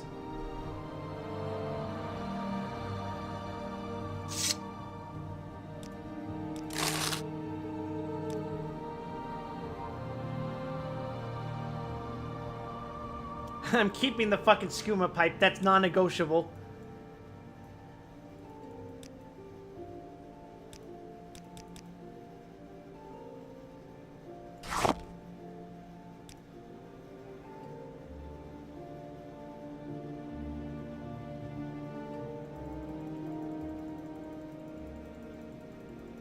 I'll sell it to you for 75. That's a bargain. That's less than half. Fuck you. Fine. Take 65. Oh my fucking god. Alright then. Alright. 60. I can't go any lower than 50 for this. I'm gonna kill you.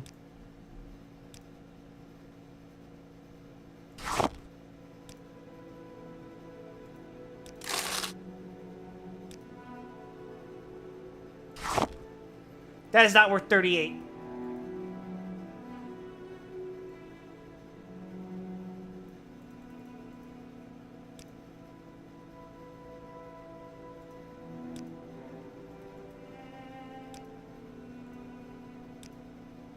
It's no fucking way.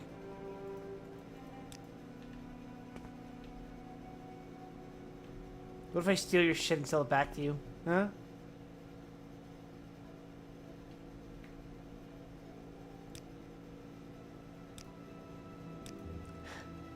Could I actually do that, I wonder? I mean, the guard's staring right at me. Hold still. Goodbye.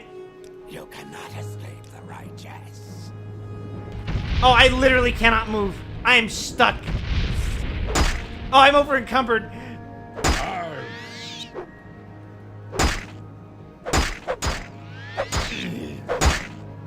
You're dead, shit. I'm not giving up that easy.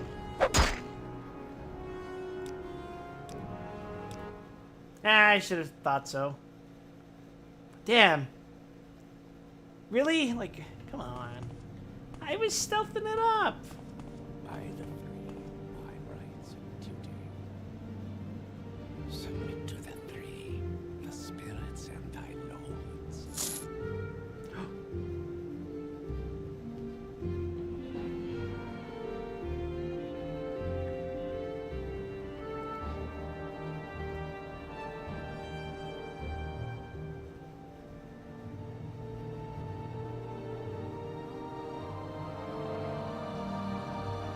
I actually got away with this?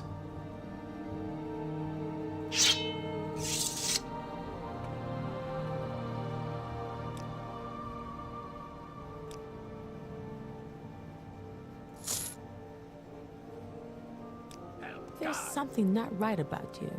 Maybe you should go. Damn it!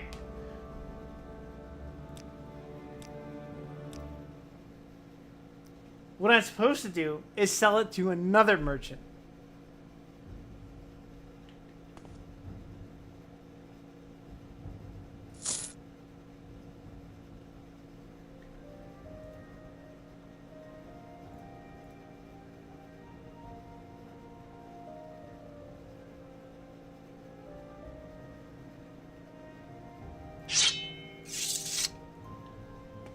Now, what did I do?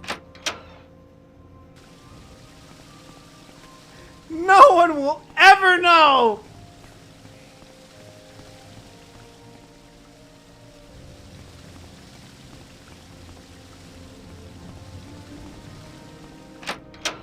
Not now, Outlander.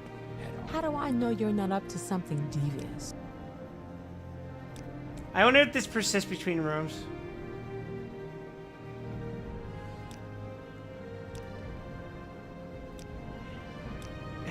Let's find out if Morrowind NPCs have object permanence.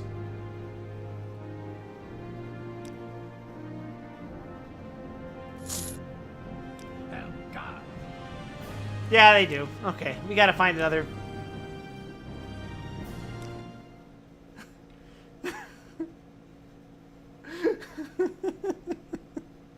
Won't you?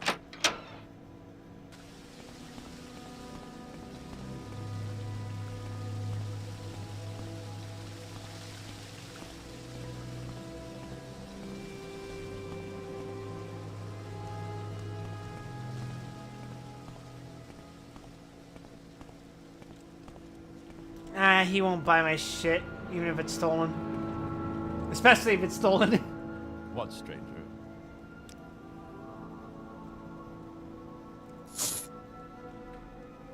Boo! Boo!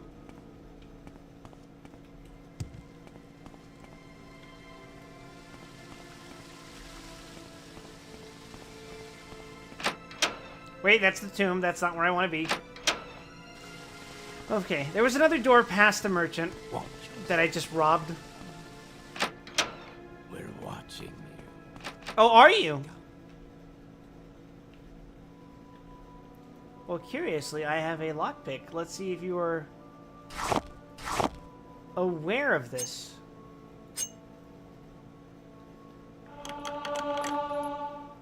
My security skill increased to 36. Not bad.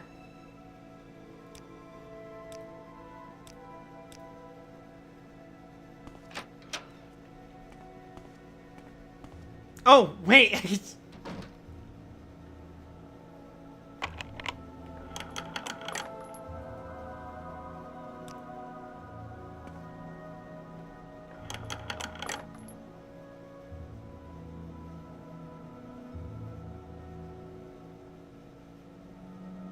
Oh, I could sell this for so much. Oh, ah!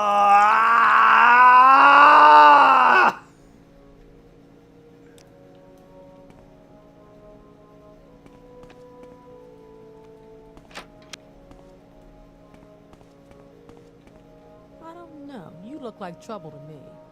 Nah, it's fine. Let's not make this official.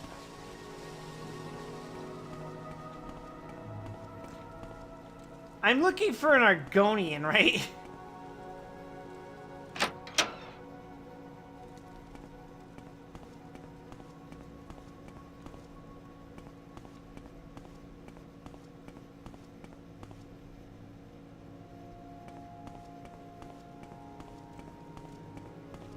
Where the fuck is she? I hope this won't take long.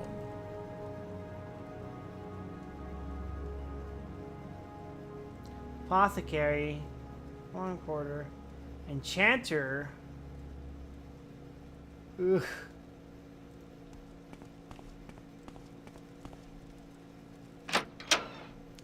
Maybe they're in the upper levels, even though I'm pretty sure I've already been here.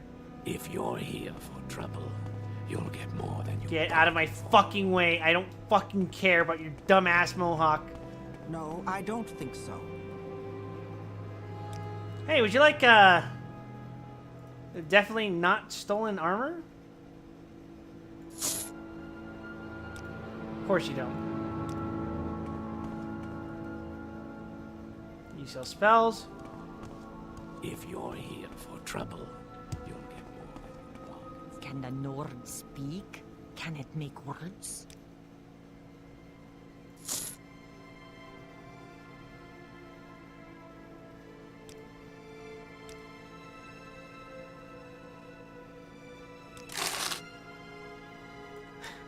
Now you have no money. And I don't feel bad about the fact that I could have made an extra 40 off of that. Because I've always wanted to test something since I started this game.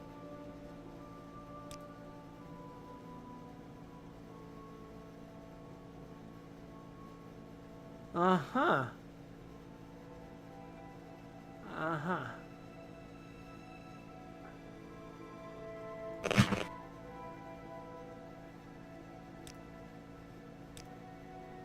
Oh, your gold resets. I see. That's unfortunate. I was wondering that if they ran out of one thing in one way or another, whether it be I completely bought out their stock or I sold them out of gold, if they would get desperate and their prices would change. Whatever you're looking for, I'm sure I don't know how to find it. That was the strangest book I've ever read. Yeah? Come on. I haven't got all day, you know.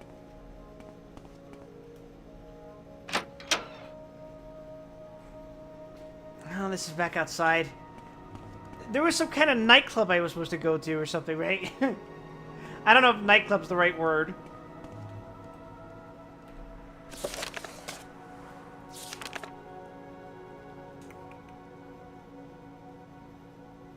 Ulia and Argonian in the foreign quarter. That's very not specific. What, stranger?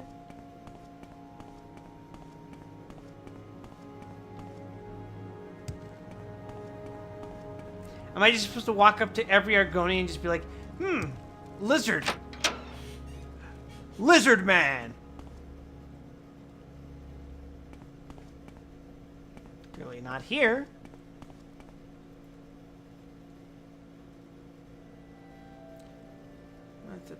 There's the area I already checked. I ain't finding shit here. This just leads back outside, apparently. I'm gonna be so mad if they're outside. Ooh, that would piss me off. Say what you want, Uncle.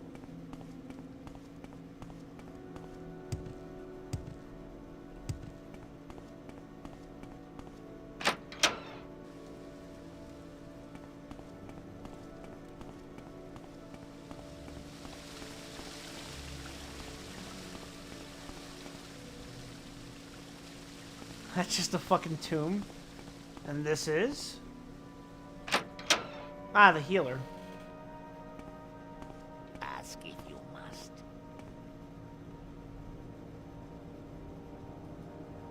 Holy shit, you can sleep in the hammock.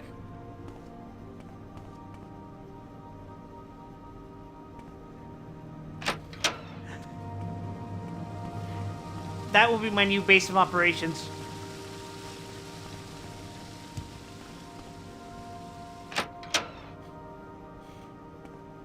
Is it necessary that you speak with me? No, it isn't. Lock too complex, huh? Okay. What if I pull out the other lockpick? Yeah. Damn it. You win this time, I nerd. haven't much time, so be quick about this. Actually, wait a second. There's no garden here. What if...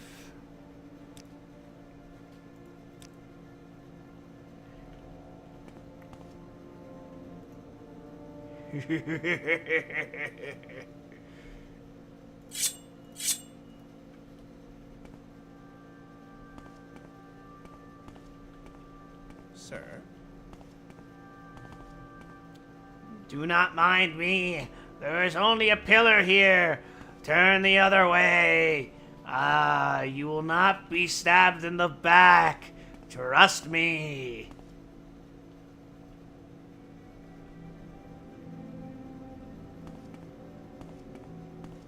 Stop perceiving me. Ignore me. Shut the fuck up.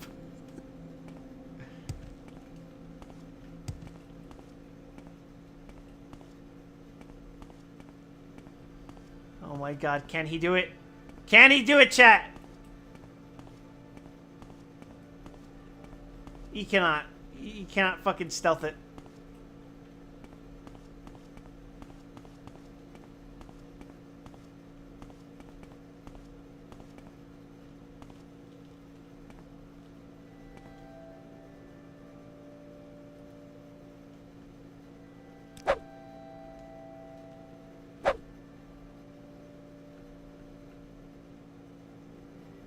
Turn around! Turn around! I wish to stab you. I hope this won't take long. Damn it! This shit plays like the fucking Team Fortress 2, I swear to God!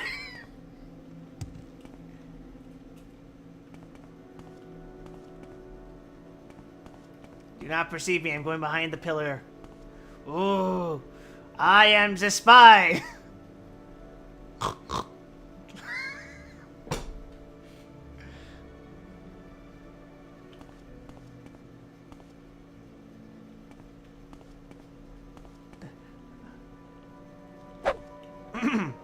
Mental gem? Run while you can.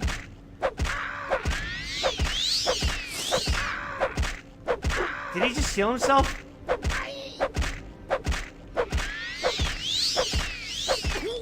He is healing faster than I can kill him! Ah! It's like Team Fortress 2! No!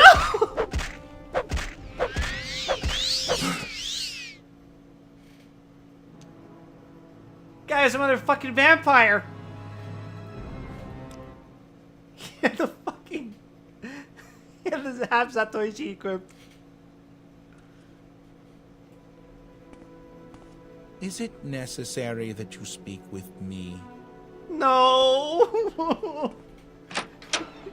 It's Jover, bro. Oh no, bro. I tried to backstab the librarian dude, but he just cast leech on me.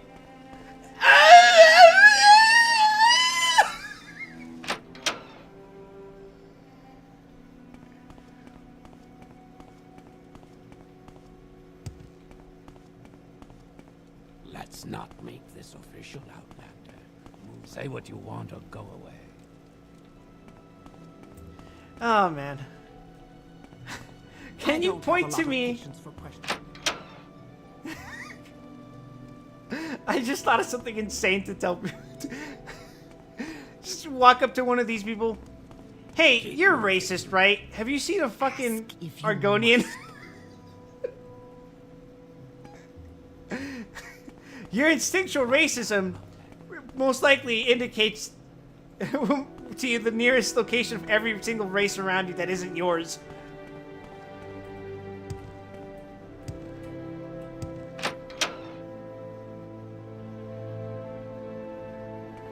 Okay, that means they have to be outside.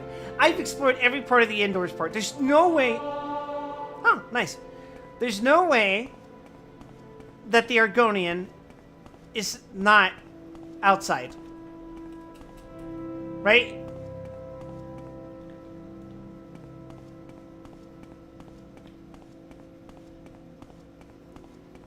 I'm checking the perimeter of each floor just to be sure.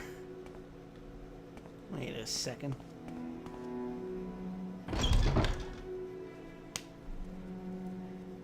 I may or may not have actually checked out the plaza up the foreign quarter.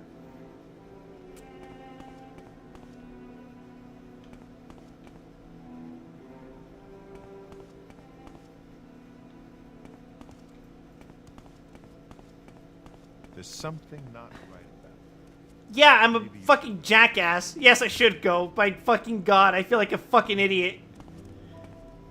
Oh. Can you teleport me somewhere where no one can see me again? You speak with me? Yes! Oh, you just enchant. Whatever, fuck you. I need someone who can hide my embarrassment and shame. Let's get this over with. What, Outlander? Why do you disturb me?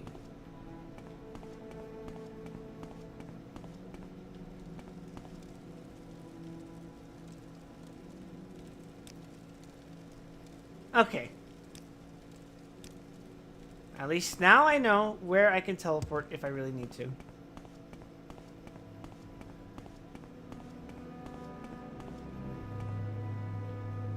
God, imagine having to rely on some fucking mages to teleport places.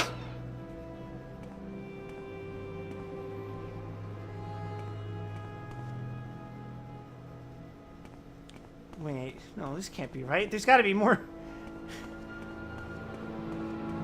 No, because... Did you get stuck on the fucking flag? The signpost? Whatever the fuck it is?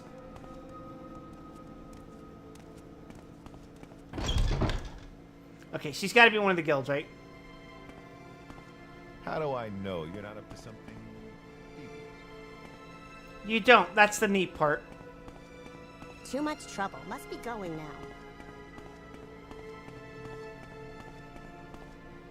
You... Hurry up before I change my mind. Have you seen an Argonian around here?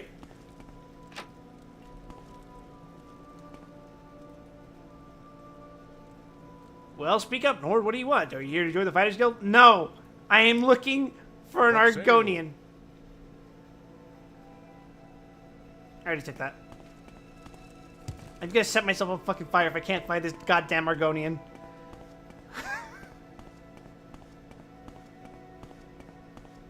This better be important, Nord. My chances are looking pretty damn slim, considering, it took me an hour to find the fucking thing that was right underneath me. Much to learn.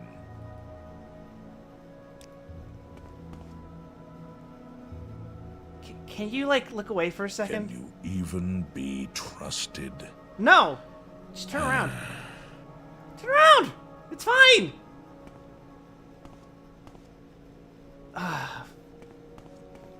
Inconveniencing me from my theft. How do I know you're not up to something? I'm not letting you finish that sentence. Get out of here. Okay. No, because they said they were in a... they were in... God, what was it called? The Black Shock Corner Club. Where is that?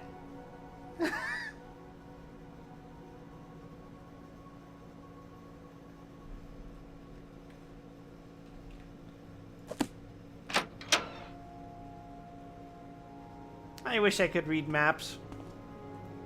I wish I could comprehend what a map is.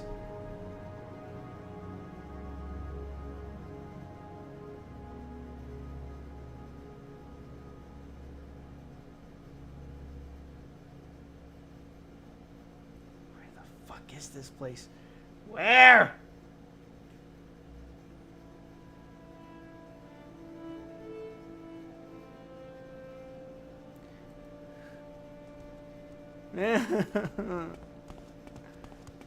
Keep moving. Wait. Yo, you're Khajiit, sorry. I shouldn't be racially profiling. That's wrong.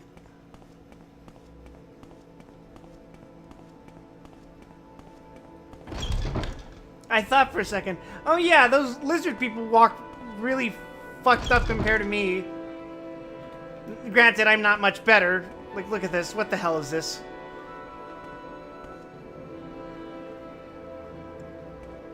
Okay. Let's work our way down. What, stranger?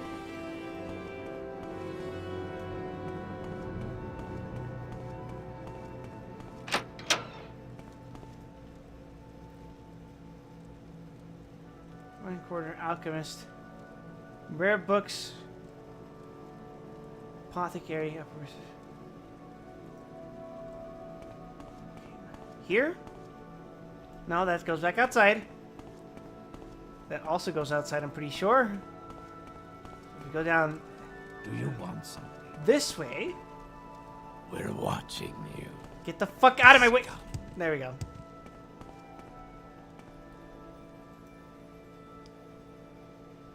Oh my fucking god, it's been right there the whole time. I just have to... What? It's up here, right? It's up here? Oh, thank God. Argonian? Do you want something? Argonian? Argonian? Argonian. Is there nothing for you to do? I welcome you as the friend of my friend, Wild. But I wish to go to my friend's bookstore, and these troublesome fools are in my way. I have tried to persuade them, but they hate my race. They hate everyone. They fucking hate everyone. And I fear there will be violence. Perhaps if you speak with them. But be careful and be ready. You wouldn't train me in anything? Oh, fuck yeah, bro. Let's go.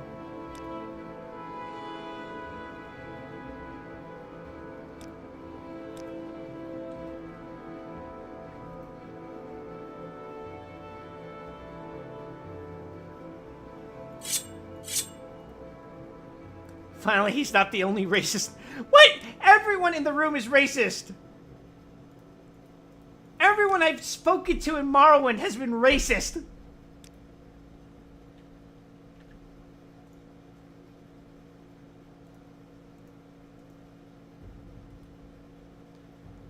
Am I talking to you, Fetcher?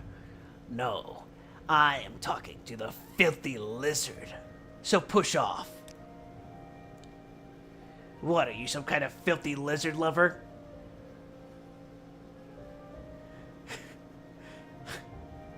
You want to give your little friend a big kiss? You some kind of scaly? I bet you like doing weird shit with your shed skin. Please stop talking!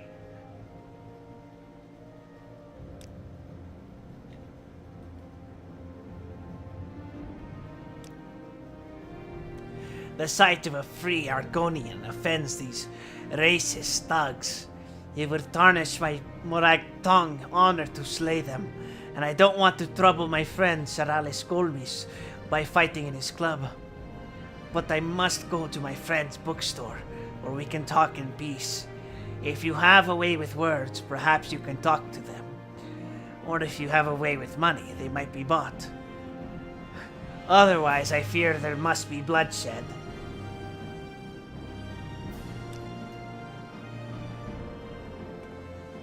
Do you want something? Tell your friend. Say what you want or go away.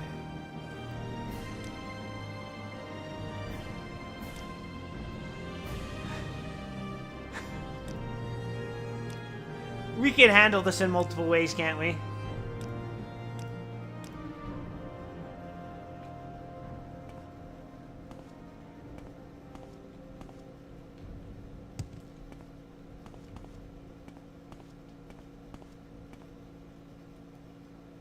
Persuasion.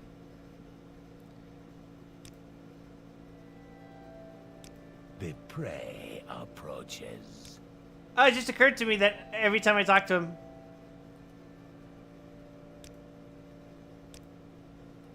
What if I taunt him? You are pathetic. What if I admire you? Kissy kissy. Stop this, you're making me uncomfortable.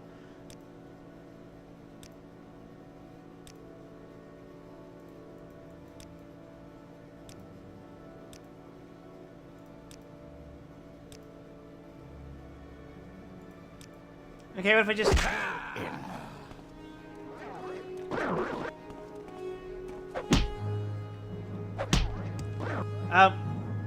Wait. You're not helping your friend? I have you. Probably nothing. What?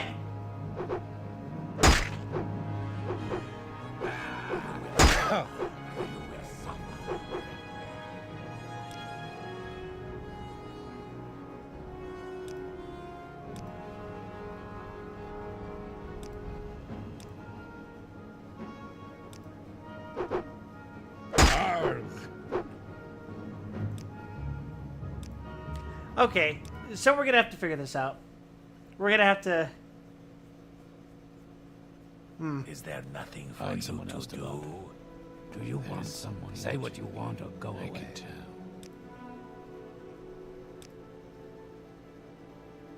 Oh! Admire success!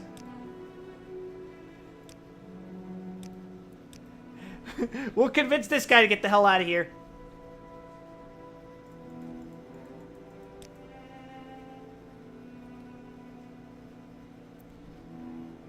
Oh.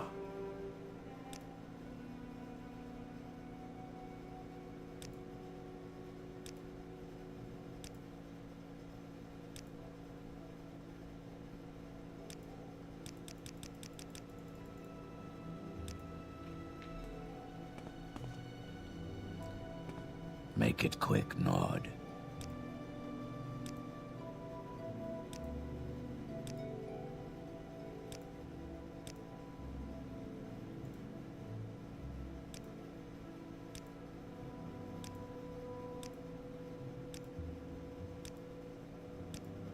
Oh, jeez. Oh, jeez. These fills are fucking crap.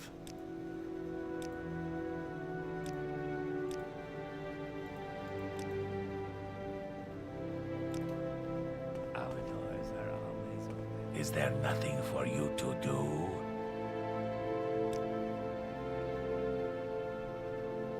Will you travel together with me to Jobash's rare books? We leave the door to the foreign quarter wasteworks. Turn right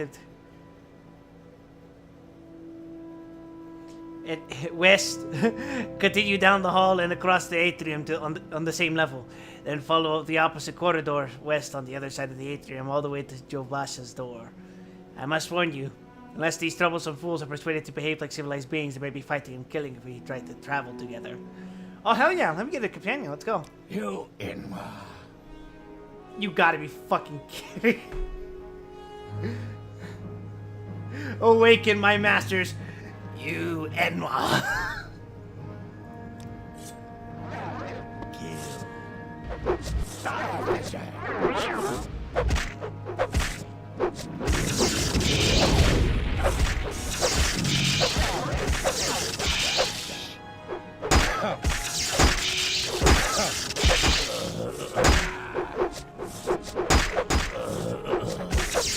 There's no escape. Arg. Arg.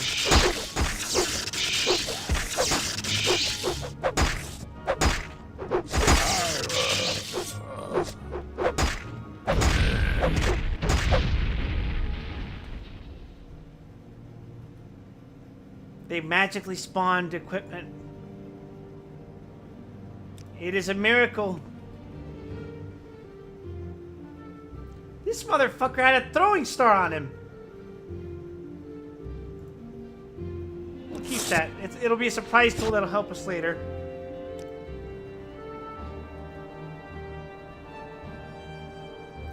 Yes, Wild. We traveled together at Jobash's rare books. When we arrive at my friend's bookstore, I will answer your questions there. Alright.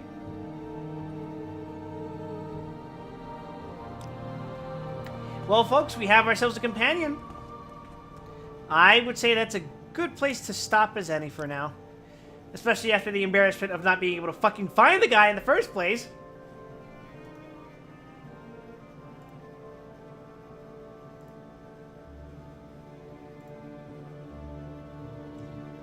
So, with all that being said... yeah, okay.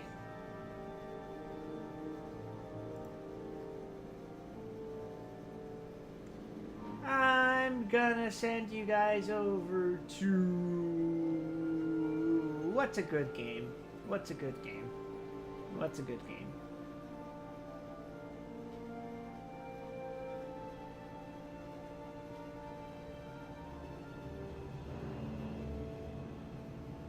Actually, it appears no one is on right now. That's weird. Oh. If any of you are new to the stream or whatever, follow me up there in the top left. Otherwise, join my Discord, !Discord. But aside from that, night everyone. Same time tomorrow, probably. Maybe a little later. I've been up since 8 a.m. But at least I got in a lot of sleep last night, so it evened out.